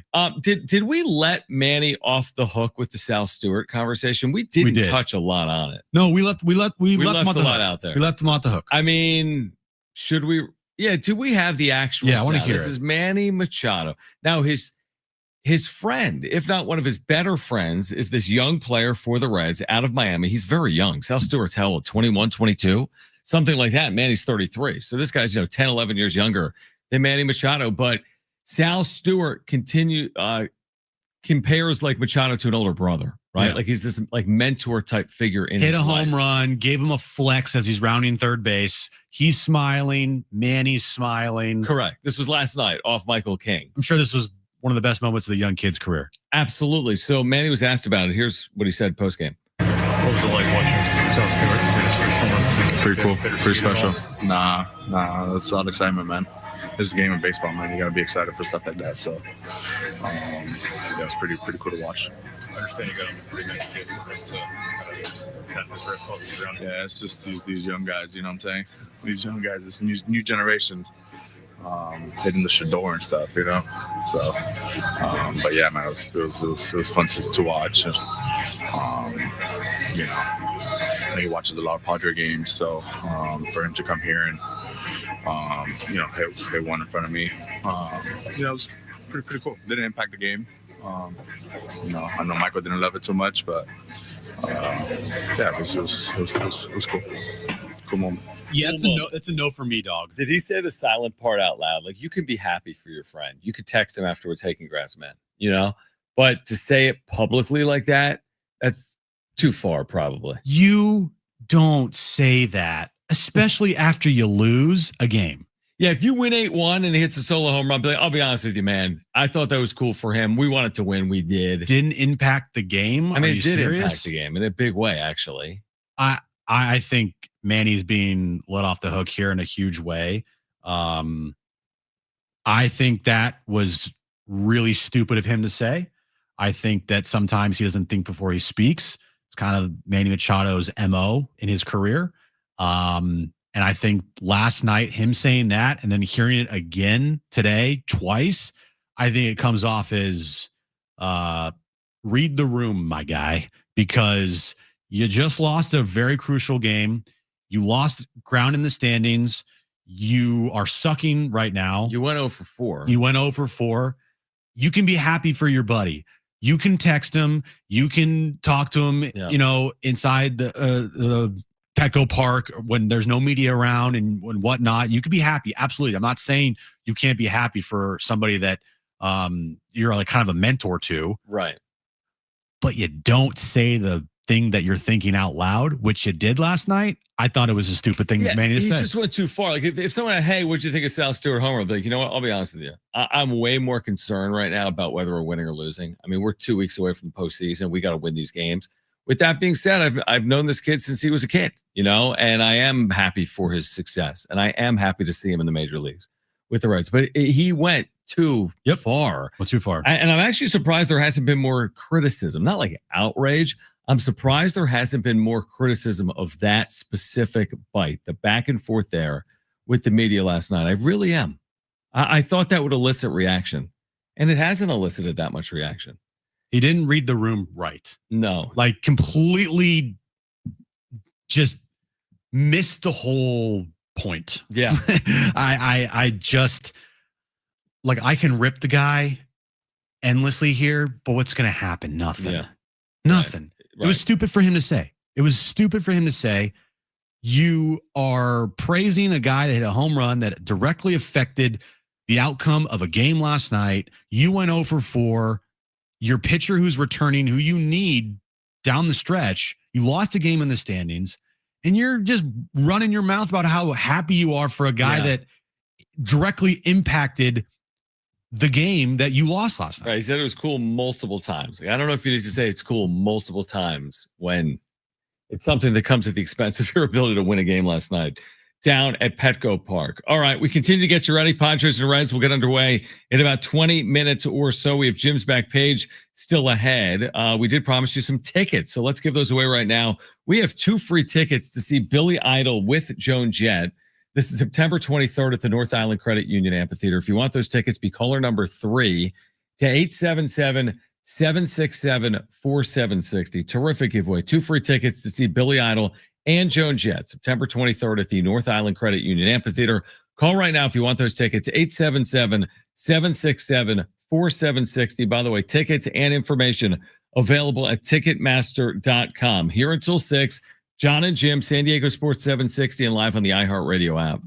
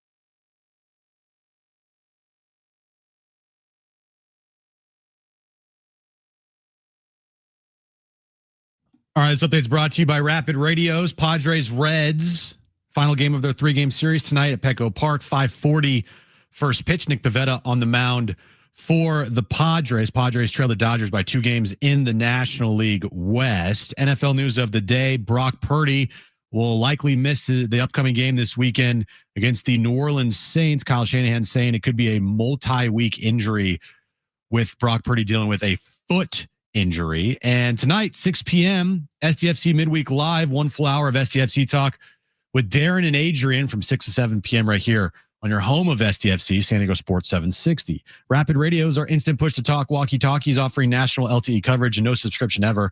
Business owners can keep in touch with up to 200 staff members at one time. Go to rapidradios.com now for up to 60% off and free shipping. All right, I think it's time for a serious conversation about Sombrero Mexican food, because one of our listeners is going to have lunch brought to them by me and Jim. Jon and Jim will bring you lunch on Friday, and we're getting some of the specifics of this lunch. Yeah, we just got some details that you're going to want to listen to, because you're going to get a lot of burritos. We have been told that we are going to be delivering 20 burritos. 20. From Sombrero Mexican food. Now, the type of burritos, not entirely TBD. Sure what we're going to have, but my guess it's going to be a variety. Variety of burritos. Here's the thing. If you want us to bring you lunch, one of our listeners, we're bringing lunch too. So why not try to win 20 burritos and we'll bring them to your workplace? All you have to do right now is open the iHeartRadio app, search for San Diego Sports 760, and leave us a talkback. There's a little red microphone. While you're there, by the way, put us in your presets. San Diego Sports 760 and Jon and Jim. Put us as your number 1 preset. But open the talkback mic. Tell us your name, where you work, and why we should bring you and 19 others lunch Friday. This Friday. Or if you just want, 20 burritos for yourself at work and not tell anybody, go for it. That's a lot of, what's the most burritos you could eat? A half? Half a burrito? I mean, here's the thing. Here's my one complaint, and I probably might be the only person that thinks this about burritos. If you give me a burrito that's the size of my forearm, I'm a little turned off by it. Because why? You don't have to eat it all. No, but here's the thing. I don't want to just order this burrito that's just this giant, massive thing and only be able to eat half of it. Why? Because you feel better if you can eat all your food? I feel, I do feel better because I don't want to save the burrito and then have the burrito sit in the fridge and then have the burrito the next day. I wanted the burrito in one sitting. But what if it's too small then? Well, there is a size out there, pause, that's, oh man. Keep going. What size? No. Well, describe it. I was going to say there's a perfect size out there that's perfect for your mouth, but well, you just said it. I just did say it. Yeah. Phrasing. I know. Phrasing. There is a perfect size burrito out there that isn't too small or too large. It's just the right. It's that you can be like, I'm very satisfied with this. Do you get what I'm saying at all? No? No, I get what you're saying. But the good thing about Sombreros is they don't give you these forearm size burritos. They're good size burritos. I've never heard someone be like, I'm a fan of having less food. But no, you've never gone. When's the last time you got a burrito, by the way? I get burritos a lot. They just happen to be vegetarian. Right. So they're probably not they're full. Just little tiny little burritos. So 1 piece of rice, 1 piece of bean. I remember probably a month ago, me and Aaron, we got burritos. And I forget the place we got burritos at. It was somewhere in Imperial Beach. Okay. And we got them delivered to the house. Open up the burrito. This thing is huge. Gigantic. I'm like, what am I supposed to do with this right now? I'm going to start eating this, and 3/4 of the way through, I'm going to be completely full. Is it that big of a problem to be full before you finish your burrito? No, but that's so much food to just not eat. I don't know. No, I mean, I understand what you're saying. By the way, how do you eat a burrito? That's a dumb question. That's a very dumb question because I know where you're going with this, and you're going to say with a fork and knife. What I was going to say is if it's slap you across your face. If it's so big, what? With what's so big? The burrito. Okay. Then you could break out some utensils. I'm okay with like cutting the burrito in half. Thank you. And That's what then I'm saying. picking the burrito up with my two hands and eating the burrito that way. That's what I'm saying. But most of the time, like 95% of the time, I pick up the burrito and eat it from the top down. The top down. Or, I mean, or you're at not least from the eating like side. from the middle. I'm not going to eat the burrito like it's a burger. like some corn or something. Yeah, of course not. Right. You're not a. How do you eat your corn, by the way? Like a normal person. Okay. As opposed to? Never mind. I set you up for that one. Sorry. Okay. All right. Anyway, if you want lunch from Jon and Jim and Sombrero Mexican food, again, open the app, search for 760, and click on that red talkback microphone and tell us your name, where you work, and why we should bring you, again, Sombrero's Mexican food this Friday for lunch. See, now we're getting people in our chat. Vinyl Solution says burrito girth. I don't want a girthy burrito. Like I want, and you want a skinny burrito? No. I don't want a skinny burrito either. There's a nice happy medium between like giant fatty girthy burrito and like a skinny what the hell is this type of burrito. There's a middle ground there. I mean, I understand what you're saying. Now Brett in the chat says that leftover burritos are fire. Yeah, that's what I was gonna say. It's like ordering a whole pizza. Well, you don't have to eat it all. If you order a pizza and have 2 or 3 slices and Aaron has 2 slices and there's 3 slices left over, can't you just eat them later? People are like, describe this. Mark Bartlett, shout out to Padres blogger, says, describe this perfect burrito. That's what I'm saying. Like, it's a very like you're really like honing in on a thing. I've never ever heard someone, honestly, you're the only person I've ever heard like, man, that pizza was too big. Man, that sandwich, it was too much food. Like by and large, people are cool with that. Jim's Yelp reviews would be like, the portions are so small, I left starving. A+. I loved exactly. I think mostly people they left me wanting more literally food than less. It's just my point. Look, I'm not discriminating against large, thick, girthy burritos.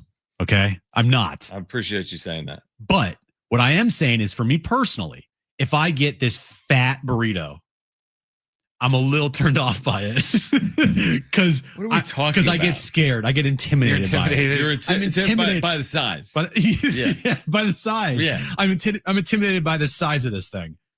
I open it up. And I'm like, damn, that's big. Right. No, I understand. Like that's too much for me to handle. You're such an idiot. You really the are. burrito, that is, guys. Right, Come on. right. What are we talking about here? Get your head. Get your I head don't out of the even know gutter. I have no idea where to even go with you. I really don't. I have no idea. Here's what I would say. After all this, the Padres and the good transition. Reds the Padres are going to play Game 3 tonight. It's one of those games that you look at the Dodgers and who they're playing. They're playing the lowly Rockies. You just got to assume the Dodgers are winning. Have the Dodgers played? They're playing tonight, right? Yes, John. Imagine if we spend the whole day like they're playing right now? They're playing at 7:10. Yeah. Okay, so I'm assuming the Dodgers win tonight.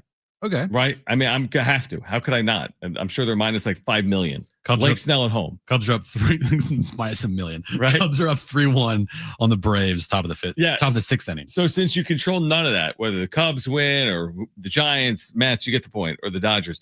You just have to go out there and assume you have to win. I'm sorry, and I agree with the 5-2 homestand theory. I'm going to agree with it less if they lose tonight.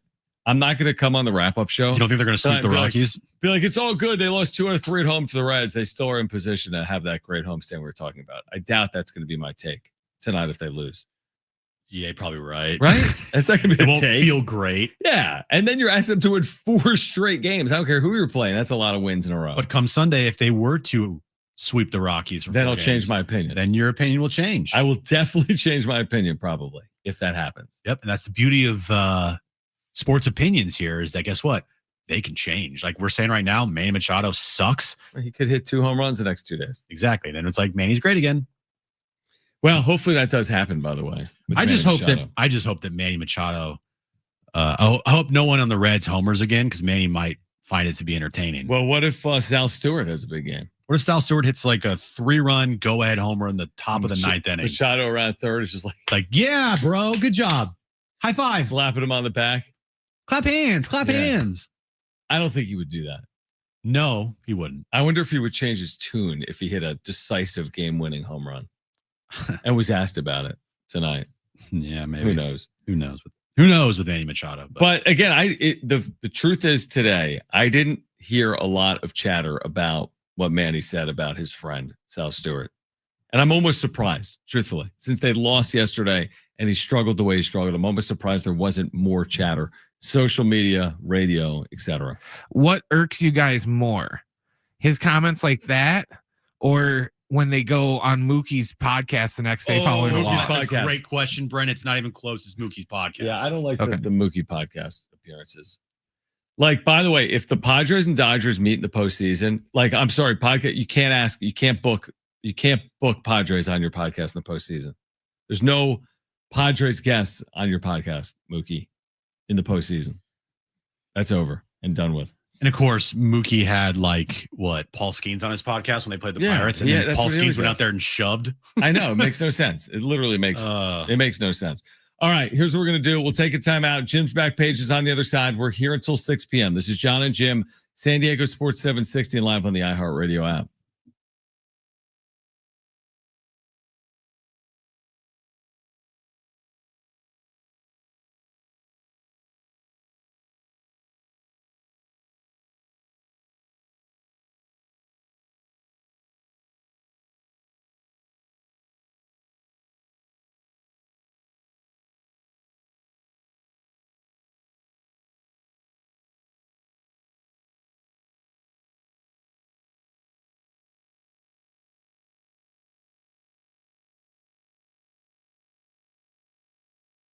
All right, hey guys, it is Jon and Jim again for the all-new Jamul Casino Resort, the Players Place, and we've been telling you about the hotel and spa at Jamul, now open. It is the next level of luxury. Treat yourself to a stunning new stay, rooftop relaxation, indulgent spa treatments, and all the thrills of Jamul Casino Resort, now all in one unforgettable destination. And get to Jamul 23 with endless dining every day. You can savor San Diego's ultimate endless dining experience at Jamul 23, from their world famous lobster brunch served every morning to the luxurious VIP endless dining experience each evening. Indulgent chef curated specialties, seafood, prime cuts, and decadent desserts, all with stunning panoramic views. And sports fans, you're going to want to catch all the action at Tony Gwynn's Sports Pub. Experience the ultimate sports showdown. You can catch the Padres live, plus football, plus great food. It's at Tony Gwynn Sports Pub, where fandom meets fantastic at the all-new Jamul Casino Resort, the Players Place.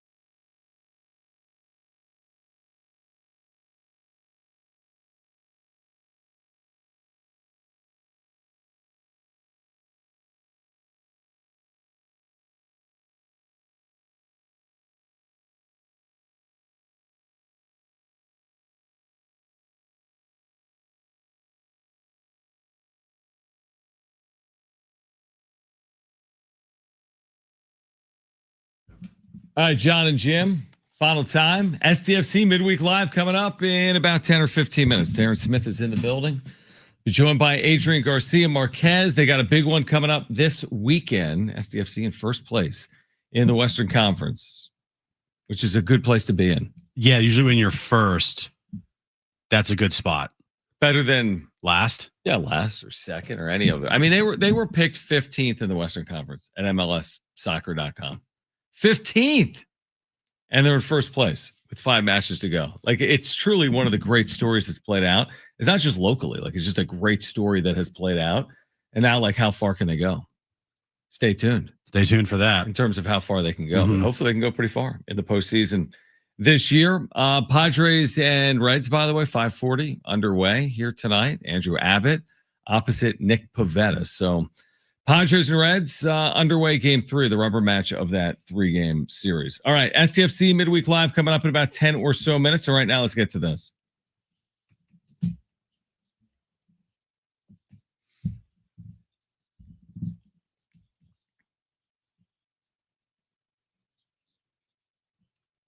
It is weird watching a night game at Petco Park during our show. Yeah, 5:40 is like I'm used to an afternoon game at Petco, but not the 5:40 game. 5:40 start is a weird time for a weekday game. And the place is filled up pretty well at the start. And I'm like, 5:40, that's kind of a tough time to make right at the start. It is. Right? Traffic, timing, work, children, absolutely, all those things. Absolutely, Absolutely. So yes, it's odd. I agree. Okay. Good back page. That was great. Yeah. Have a great night, everybody. Talk to you on the wrap-up show. Yeah. New findings by NASA, John. Oh, what'd they find? New planets? No. Okay. From the Mars rover, provide the strongest hints yet of potential signs of life or ancient life on Mars. What do you mean ancient life? Like ancient. Previous life? Yeah. Like life or signs of life from a long time ago, John. Okay. NASA's Mars rover Perseverance has uncovered rocks in a dry river canal that may hold potential signs of ancient microscopic life. They stress that in-depth analysis is needed of the sample gathered by the rover, ideally in labs on Earth, before reaching any conclusion. What kind of life you think what are we talking about? I don't know. People. My guess would be no. Zebras. Or are we talking about like organisms? Like, that's so boring. You do all this work, and after all these years, like, there was water one. Okay, it's great. It's water. Well, life could be anything. Day. Life could be like insects. It could be so boring. I know it is. Would you be thrilled if tomorrow they're like, we have irrefutable evidence there are ants on Mars and there's a little bit of water? It would be interesting because it would then lend you to go down a path of maybe millions and millions and millions of years ago, Earth was habitable. Mars? Or Mars, excuse me. And my response to that would be, who cares? If 4 million years ago, ants roamed Mars in the Mars River. What if they found life on Mars? What if they found like a skeleton bone on Mars? It has no impact on my day. None. It would become You think that's a top story? I think if they found a skeleton on Mars. You think they cancel the Padres game? The skeleton? Like, no. Skeleton of what? A human? Of anything. Like a skeleton. Of a giraffe. I'm just saying, it's just like, it just doesn't impact me. I know. You know how far Mars is? It's far. Thank you. Nothing would impact you. Nothing does. Like, nothing impacts you at all. Not on other planets. I just have no time for them. You're like, oh, there's an alien race on its way to Earth. You'd be like, give me the top 25 college football rankings. Like, I don't care. Right. The asteroid stuff. Like, let's talk real. Are they vegan aliens? Right. I mean, the rocks or whatever you say, is this going to hit planet Earth? Even that I'm not overly worried about. I have no control over a rock hitting Earth. The rocks. Man. Asteroids. Oh, boy. So you have no care in the world. None. On that story you just told me, I have zero care. I have less than zero. I know you do. I know a lot of people care, though, because they put the story. People are interested. Oh, UFOs. What if we found out there was like I'm listening. a football team on Mars. Great. I don't know. Are they D1? Yeah. I mean, are they NFL? What if the Aztecs have to travel to Mars to play a football game? Or what if everyone's like, we thought Tom Brady was like the greatest. This Mars team is like better than Brady. They had like a quarterback that won 9 titles. So stupid. Do you know who Taylor Frankie Paul is? They're going to say Swift. No. Who? She is the star, one of the stars of the reality TV show Secret Lives of Mormon Wives. Oh, yeah. I've heard of it. Is it like a. My guess is Kristen would know who that is. Like a Bravo show? It's a Bravo show. Yeah. It's kind of crazy. In what way? That this woman, I think I'm getting the details right. Could be off. But she like cheated on her husband, or like not cheated, but with her former husband had like a bunch of orgies with like friends, and they're all Mormon, and it became this like huge deal, and she became like a viral sensation and on TikTok and whatnot. Okay. Is that the preface to the story? No, well, or is that the story? No, that's the preface to the story, because the story is Taylor Frankie Paul today was announced as the new Bachelorette for the ABC hit show, The Bachelorette. And people are, talking about this as a different direction that the ABC show is going in by having a reality superstar of her stature go on a reality show, becoming the Bachelorette, when the whole premise of the Bachelorette and the Bachelor was like to take kind of these no-name random people, like anonymity, and turn them into the Bachelor or Bachelorette and have them, and then eventually they become famous, right? I didn't realize that. Does she get to pick more than one bachelor? Right. Dun. So is she really? She's looking for love. So here's I guess. Yeah. Here's a snippet on who is Taylor Frankie Paul. Taylor Frankie Paul started as an influencer who grew an audience on TikTok as part of a group of Mormon moms in Utah. The group of women refer to themselves as the, quote, Mom Talk. The single mom of 3 went viral in 2022 when she started discussing Salt Lake City's soft swinging scene in her videos. She told her followers she had stepped out of an agreement with her husband in terms of relationships with other couples involving swinging. And she's a mother of 3? Yeah. The viral fame led to a Hulu show about the women called The Secret Lives of Mormon Wives, which chronicled the lives of several of the Mom Talk women, their husbands, and their children. You've lost me. I know I have. But I get what you're saying. Yeah, but I'm lost. But this reality star is the next Bachelorette. Correct.